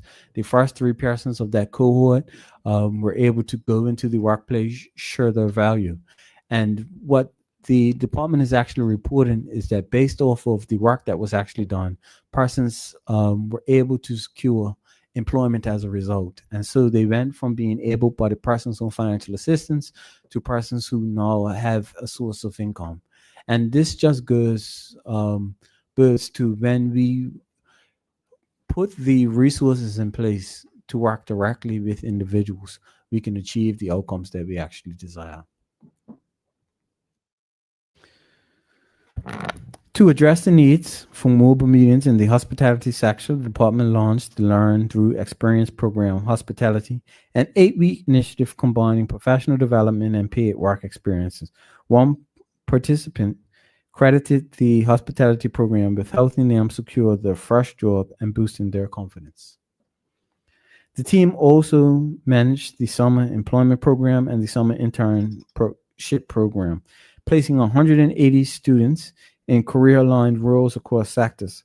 Additionally, the department continues to award scholarships based on financial need and workforce demand in key areas such as hospitality, healthcare, trades, financial services, and emerging technology. Madam Chairman, over the year, we have realized a number of success stories from our training programs. We've had extremely robust training calendar. I would like to highlight that we ran a butcher apprenticeship training program in June. It actually started of 2022. Those persons in January of 2025 have completed the program and are now fully employed as butchers, which is something extremely positive. The department also ran the heavy truck drivers programs, which enabled 34 Bermudians to earn their heavy truck license and complete certificates. The section also ran the skills trades apprenticeship training program. The department ran the mentorship apprenticeship program,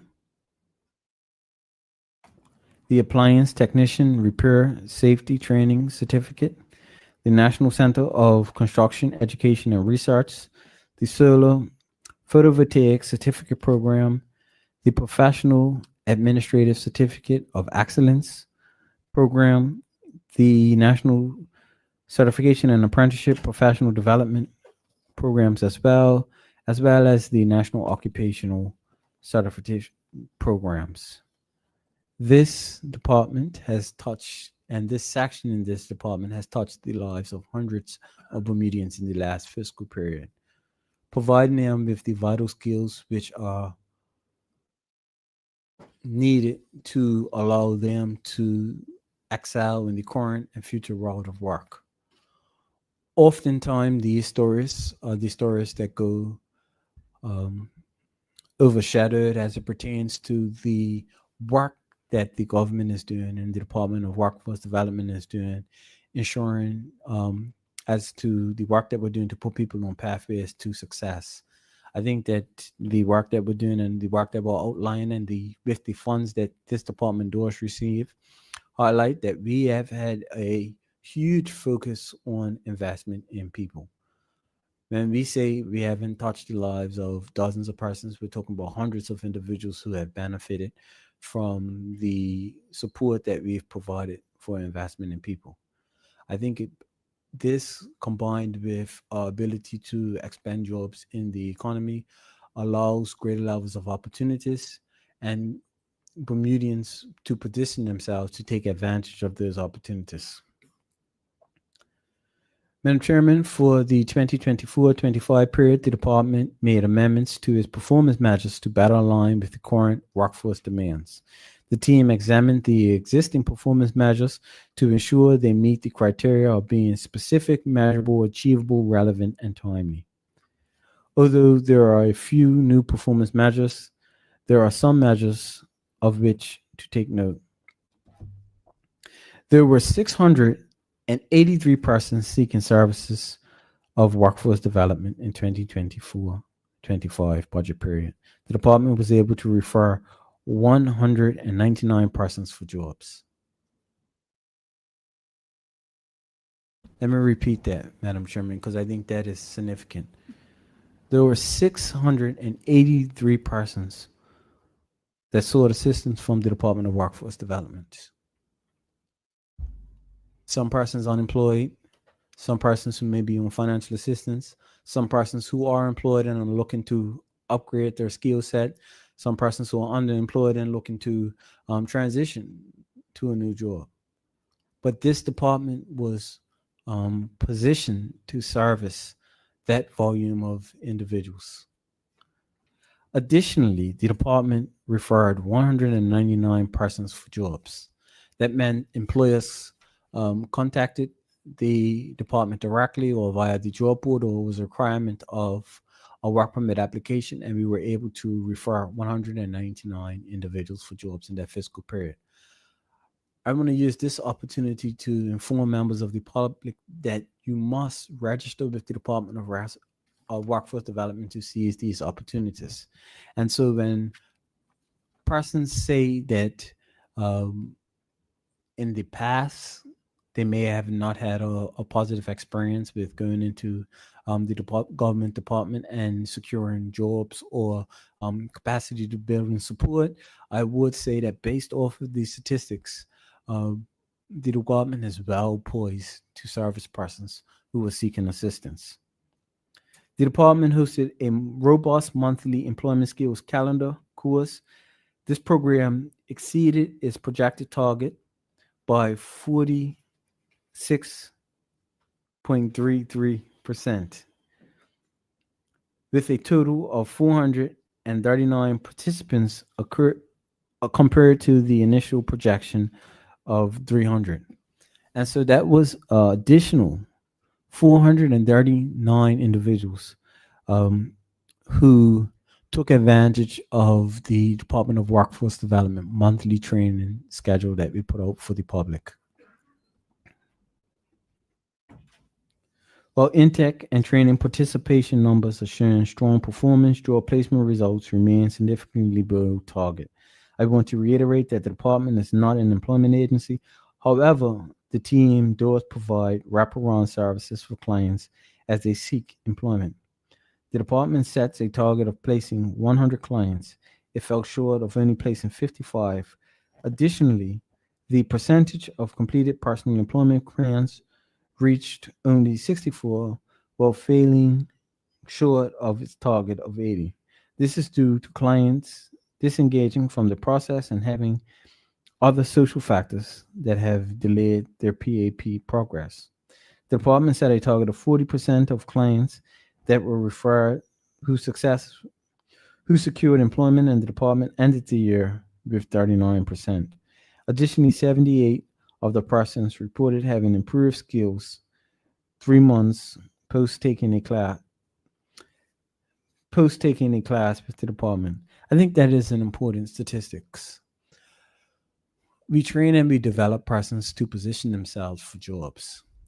Not everybody will secure a job directly after the program in which they engage, but they are better positioned to take advantage of opportunities when they exist. it is not all the time that there is a one-to-one alignment between somebody being trained and a job opportunity being made available. And so that one-to-one relationship doesn't exist.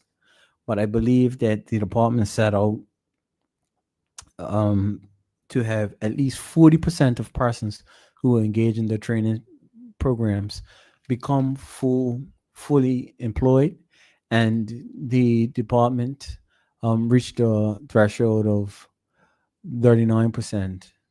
I'm sure that the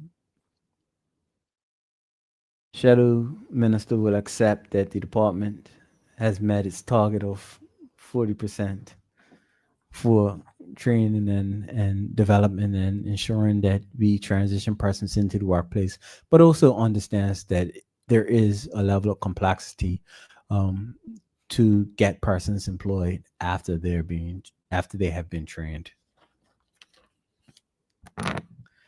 Madam Chairman, as we look forward to the upcoming fiscal year and beyond, the Department of Workforce Development objectives for fiscal period 25-26 can be found on page B188 and reads as follows. Continue to implement the youth employment strategy, focusing on increasing educational and vocational training opportunities tailored to high demand industries and supporting youth in their transition from employment to education, or their transition from education to employment. Expand apprenticeship and internship placement available to Bermudas with a focus on engaging young people in building and skill building experiences. Strengthen employer partnerships for youth and apprenticeship placement. Increase engagement and communications with Bermuda's young people. In the 2025-2026 fiscal period, the Department of Workforce Development is poised to expand current programs and implement new initiatives to make a significant impact on Bermuda's workforce. The plans include the development of a new job board to replace the existing system, providing an improved platform for job seekers and employers. Enhancements are also being made to the digital employer referral process to facilitate efficient referrals. Furthermore, the security vetting process is being refined to ensure compliance and operational efficiency. The youth engagement will be scaled by expanding the graduate apprenticeship and learn through experience programs. Furthermore, the department is exploring innovative micro courses designed to offer efficient and targeted certification pathways in various trades, ensuring a nimble response to the evolving need of the workforce in Bermuda. These initiatives collectively reflect our commitment to nurturing a skilled, adaptable, and future-ready workforce.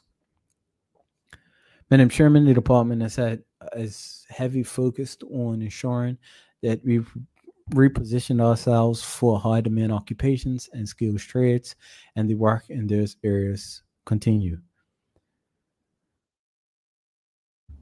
Madam Chairman, that ends my presentation on Head 60, Department of Workforce Development.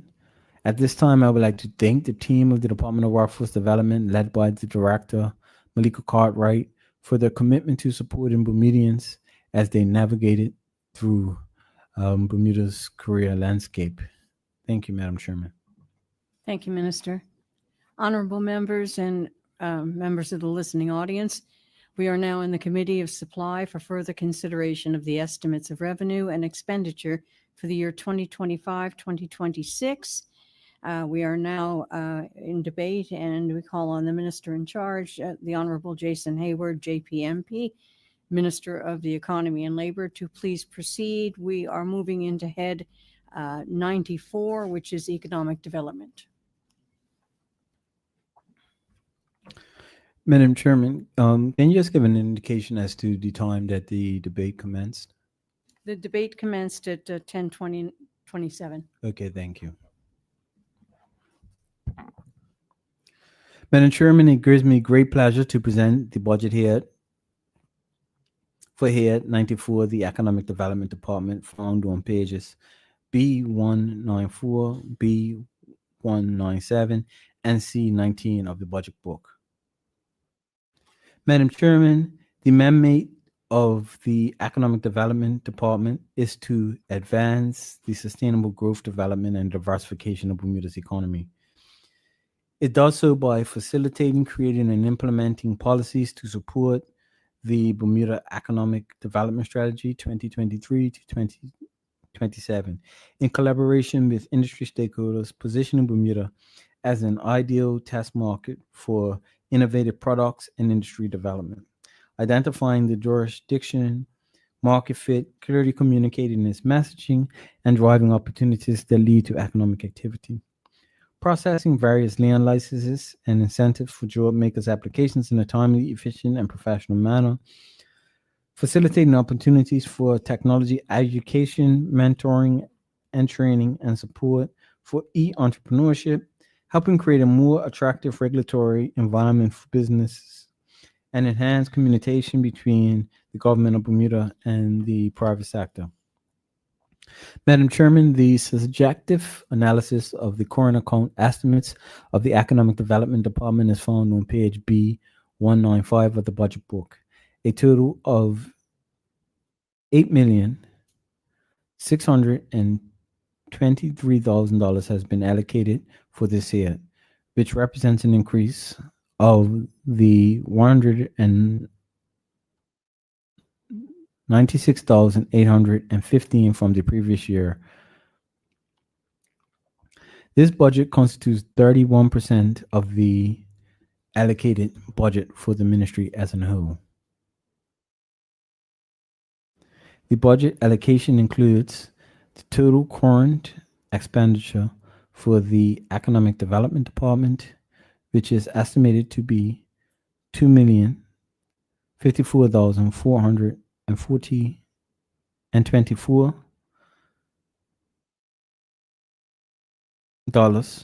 for 25-26, as well as two grants to the Bermuda Economic Development Corporation of $2,338,752, and the Business Development Agency in the amount of $4,230,000. I will present to this honorable host the budget brief for each of these guarantees separately after I present the budget for the Economic Development Department. And so, to be clear, there are three major areas of funding. One will be for the Economic Development Department, and then we provide two substantial grants which exceed the funds that we provide to the Economic Development Department, to the Bermuda Economic Development Corporation, and to the Bermuda Business Development Agency. So included in this budget brief, I will also provide clarity on how that grant funding is actually allocated. But the three units comprise the substantial investment that we put in to economic development in Bermuda and ensuring that we have a sustainable and robust economy that is able to expand and create further job opportunities. Additional to that, these are the departments that are responsible for diversifying our current economy, and I'll highlight the work that is actually being done to support the diversification and growth of our economy. As it pertains to revenue, Madam Chairman, through the Economic Development Act 1968, the Incentives for Job Makers policy allows companies to apply for and obtain the concession of having their senior executives exempt from needing a work permit.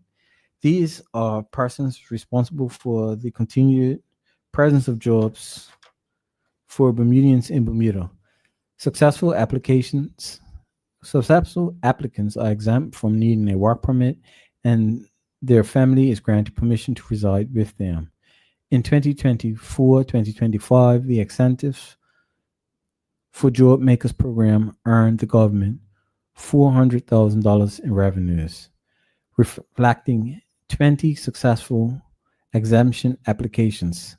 This represents a slight increase in the successful applications from the previous year.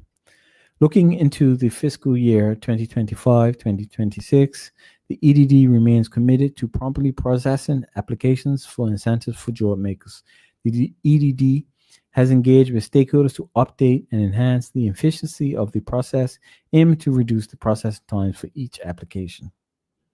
Madam Chairman, the Alien Land License Program, as detailed in Part 4.6 of the Bermuda Immigration and Protection Act 1956, aims to protect land in Bermuda for ownership of persons who possess Bermuda status by acquiring restricted persons to have licenses to hold or acquire land in Bermuda and preventing them from appropriating it, requiring trustees to have licenses to hold or acquire land in Bermuda for the benefit of restricted persons and preventing them from appropriating it, and preventing corporations from acquiring or holding land in Bermuda unless they do so in accordance with the legislation. The Alien Land License Program includes applications by restricted persons to hold or acquire land in Bermuda, to let their Bermudian properties, to make a mortgage or charge on land, as well as to apply for deferral certificates. In 2024-25, the Alien Land License Program earned the government $350,000 in application fees, reflective of 159 land license applications received. Additionally, the program earned over $5.7 million in 44 landholding charges received.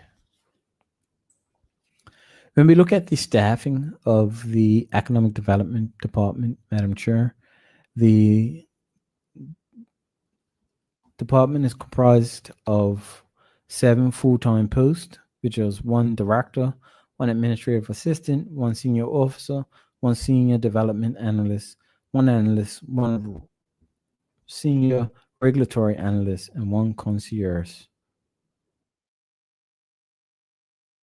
As it relates to performance by business units, Program 9404, Research and Legislative Support. Madam Chairman, during the year, the EDD made substantive progress in strengthening Bermuda's Family Office Solutions framework, collaborating with the Ministry of Economy and Labor headquarters, the Ministry of Finance, the Monetary Authority, and the Registrar of Companies, and key industry stakeholders. The framework is to offer comprehensive support for ultra-high net worth families, ensuring asset protection, legacy preservation, flexible governance, and integrated lifestyle services. This initiative underscores Bermuda's commitment to providing a stable, compliant, and competitive environment for family offices, reinforcing the island's appeal to international investors. The EDD also contributed to Bermuda's legislative modernization efforts, and specifically to the passage of the Companies and Liabilities Companies Amendment Act 2024, which removes the requirement for ministerial consent for leasing properties for employee accommodations. This reform streamlines business operations while maintaining Bermuda's regulatory integrity. Additionally, ongoing work includes the introduction of public benefit companies and the simplification of private trust company regulation, as well as easing administrative burdens, further enhancing Bermuda's attractiveness as an investment jurisdiction. Key legislative changes include the Trustees Exemption Amendment Order, which simplifies the regulatory requirements for private trust companies by eliminating the need for ministerial consent when adding trust. Furthermore, the EDD supports the government's review of industry proposed amendments to the Bermuda Trustee Act 1975, which would allow trustees to align investment strategies with contemporary family values, including responsible and sustainable investing. This review is ongoing. The upcoming Benefits Entities Bill to support the introduction of public benefit companies is another forward-thinking initiative designed to facilitate impact-driven corporate structures, enabling business to achieve financial returns while delivering positive social and environmental outcomes. Madam Chairman, in 2025-2026, the EDD will continue advancing key legislative efforts, including the Feminist Office Solutions Framework and the rollout of the Maritime Business Permitting System. In future, the research and legislative support performance measures will be rolled into those of the next program, Analysis and Policy. Program 9403, Analysis and Policy. Over the past fiscal year, the department's Analysis and Policy Division has primarily focused on engaging with the community composed of employers, investors, partners, educators, as well as learners, primarily in the various fields of emerging technology. Publishing articles and editorials. Once again, the EDD exceeded its target for the performance measure by making more enhanced use of social media channels and other tools. The department uses both traditional media and social media throughout the year to keep the public informed of its work, aware of its initiatives and projects, and invited to benefit from its offerings. It also uses well-known magazines and journals to increase awareness of its activities. Looking ahead, the EDD plans to continue sharing updates with the various media outlets so that the public can stay informed about the efforts and accomplishments.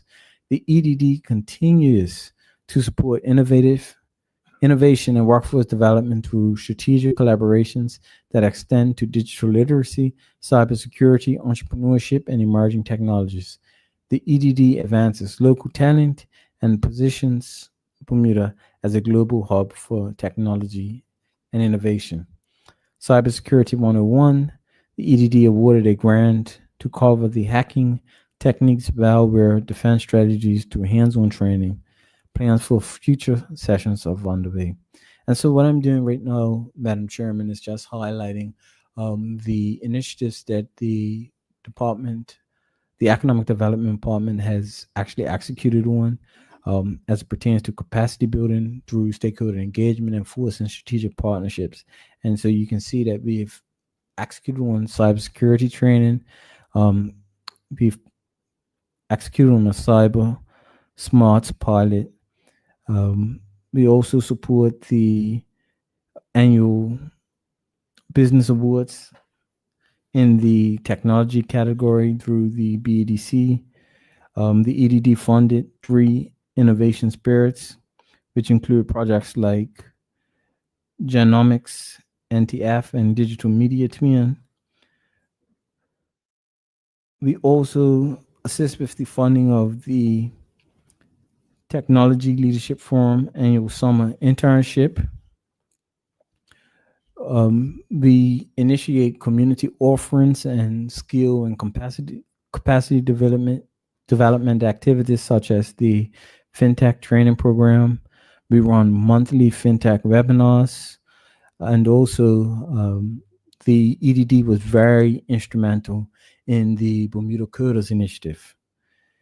The Bermuda Coders Initiative is a 3-year program that offers free digital skills for all residents. It was launched with support from the UAE, and through it, participants can earn certificates and enhance tech readiness and workforce development goals. Looking ahead to 2025-26 fiscal year, the EDD remains focused on delivering ongoing business services, initiatives, and projects. This includes continued support for growth of emerging sectors. The department is also committed to boosting and promoting the value of Bermuda-based talent, highlighting the skills, experience, and professional network that workers bring to incoming investors and employers. I think what's important is that we make the appropriate connection between the way in which the world is evolving in technology and ensuring that we invest in the human capital so that we have inclusive growth in Bermuda. What we don't want to see is we have emerging sectors, we have emerging use of technology, and we don't see the equal integration of the human capital development in our community. And so what EDD is doing is striking our appropriate balance in terms of promoting new industry, promoting the utilization of technology, but also ensuring that we invest in the people of Bermuda to bring them along the journey with us. Program 9405, Concierge and Engagement. The EDD is Concierge and Engagement Services Division provides assistance to international business that choose Bermuda as their preferred jurisdiction to domicile. The services provided benefit the overall economy by allowing the efficient inward flow of investment into Bermuda. And that's an important feature of the value proposition of Bermuda. When persons are looking for places to domicile, they are also looking for soft landings. And the EDD is well poised to provide the support to ensure that the person gets the personal services that they require, that they can engage in an efficient and effective manner with government departments that they require, as well as ensuring that the capital that they wish to invest in Bermuda goes directly into the corporate structures that they set up as well. And so kudos to the EDD for the work that is being done in that particular area. I think it's important to recognize that there is high demand for companies to domicile in Bermuda. If you look at the statistics that the BMA puts out, you will see that there is an increase in licensing in a number of categories. And so there is companies that are still seeking to domicile in Bermuda. We are held in high esteem as it pertains to our regulatory environment, especially in the area of digital asset. And there's a number of companies who are looking to domicile in Bermuda as well. As those companies are seeking Bermuda, they are also seeking clarity on the process of having boots on the ground. And the EDD plays a very significant role in bridging that particular gap.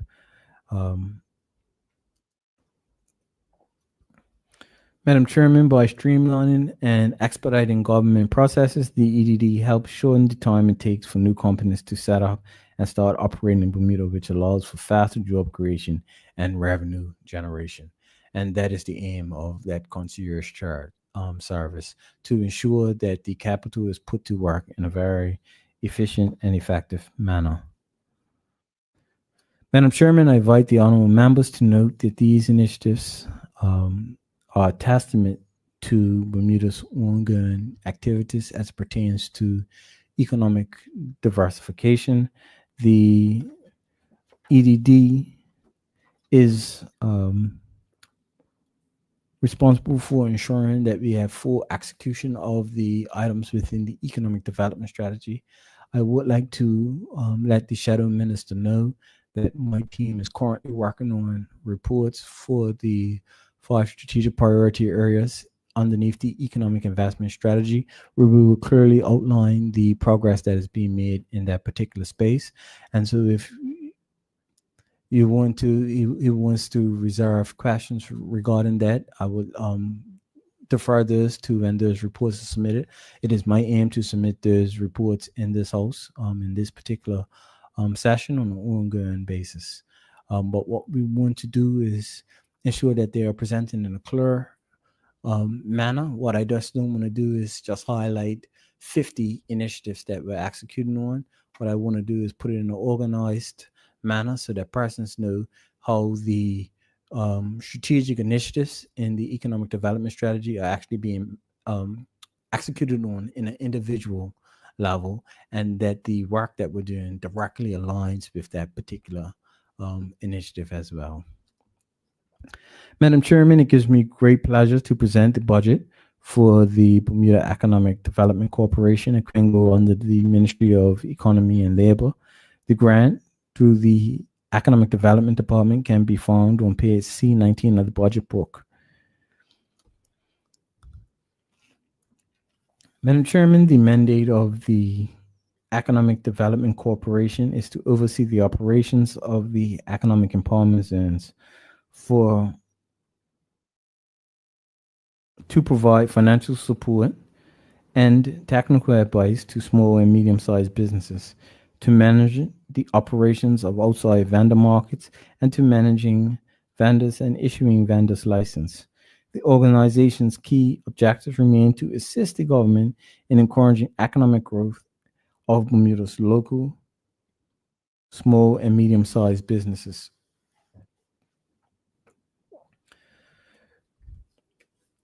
A total of $2,238,752 has been allocated as a grant for this Quingo for 2025-2026, which represents no increase from the previous year. The total expenditure for BEDC is estimated to be $5,344,000.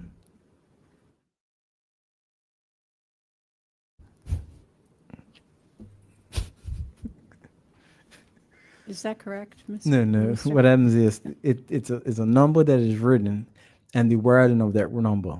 And so I thought I would cheat and just read the wording of the number, and the wording of the number is actually not correct. And so that messed me up a bit. So I'll go ahead and just read the actual number, which Okay. is $5,344,252.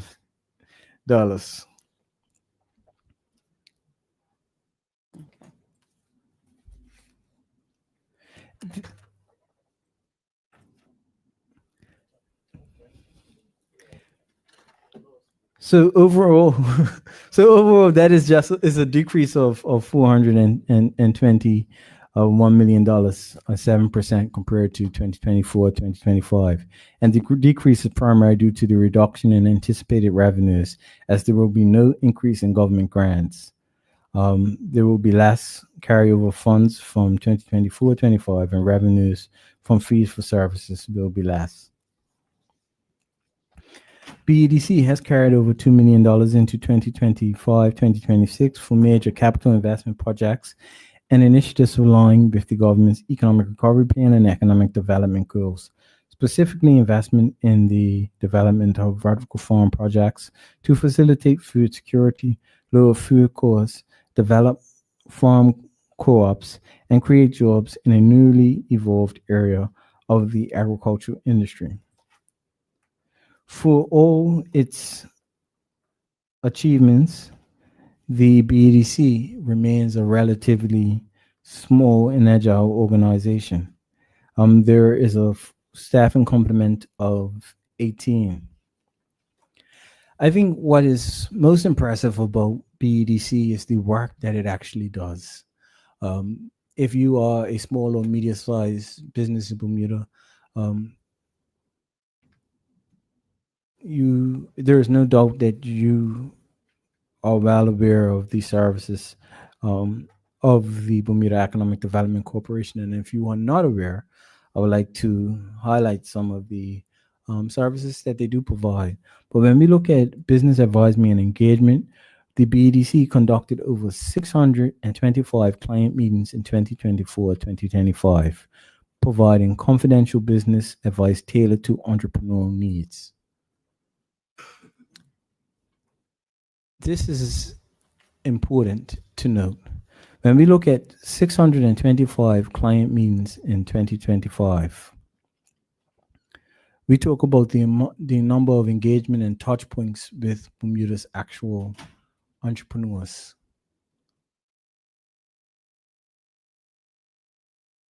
These services received a 92% satisfaction rating from exit surveys. In addition, 290 business visits were conducted in 2024-25 through weekly walkabouts within EEZs, enhancing support for local enterprises and promoting connectivity. 12 businesses opened in EEZs, bringing 21 jobs to the market.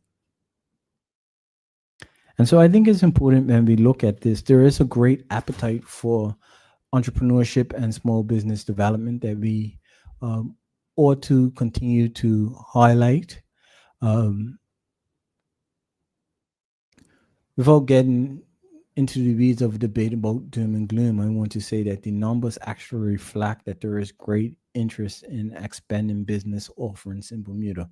There is confidence in our economy, and persons are seeking out assistance for the ideas. What we want to do is ensure that we have an entrepreneurship ecosystem that supports our budding entrepreneurs, and that is the work that the BEDC is primarily doing.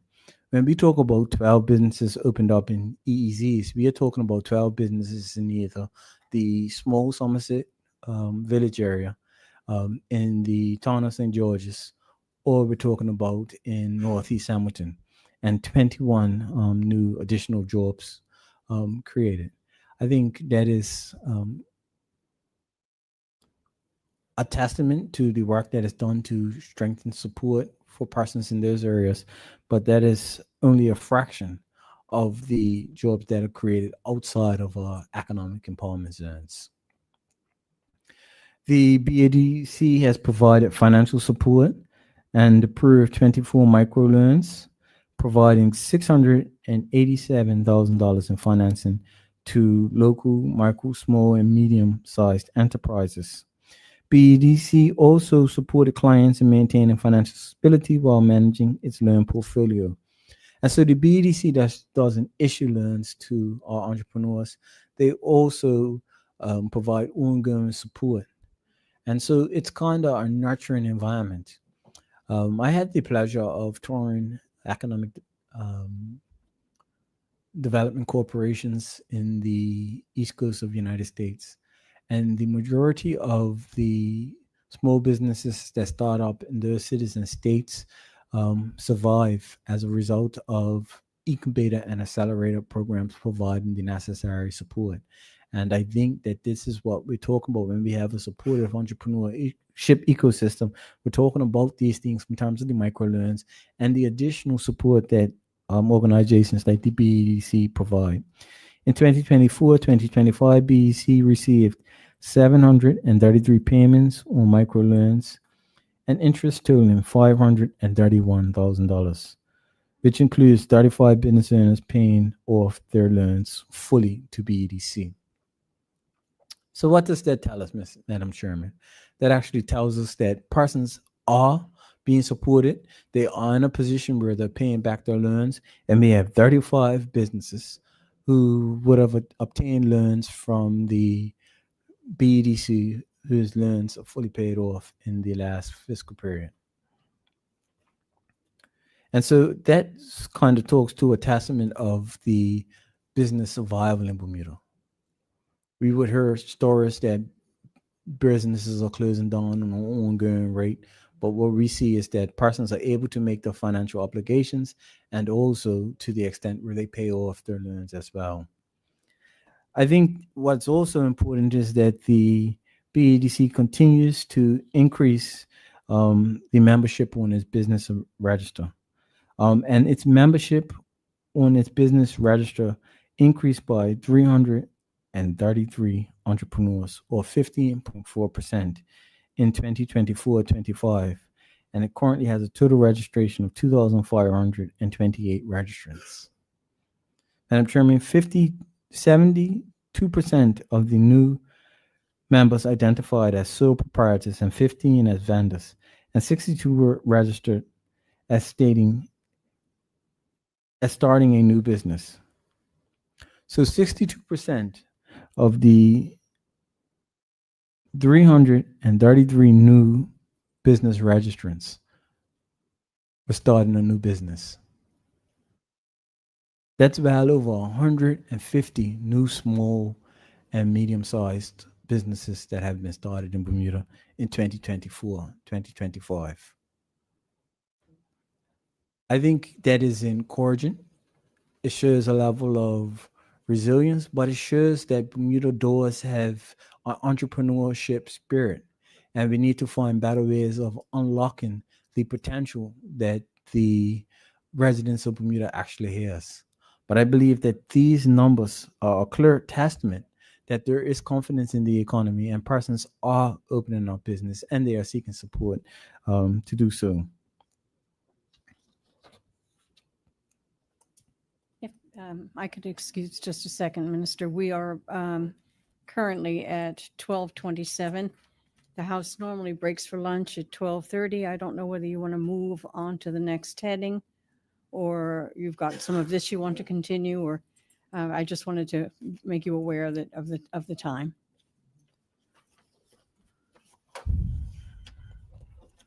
Madam Chairman, what I will do is I'll ask for us to break to lunch. When we return from lunch, I'll finish this here, which would include the BEDC and the BDA. I'll have one final here to produce, and then we can engage in meaningful debate with the opposition thereafter.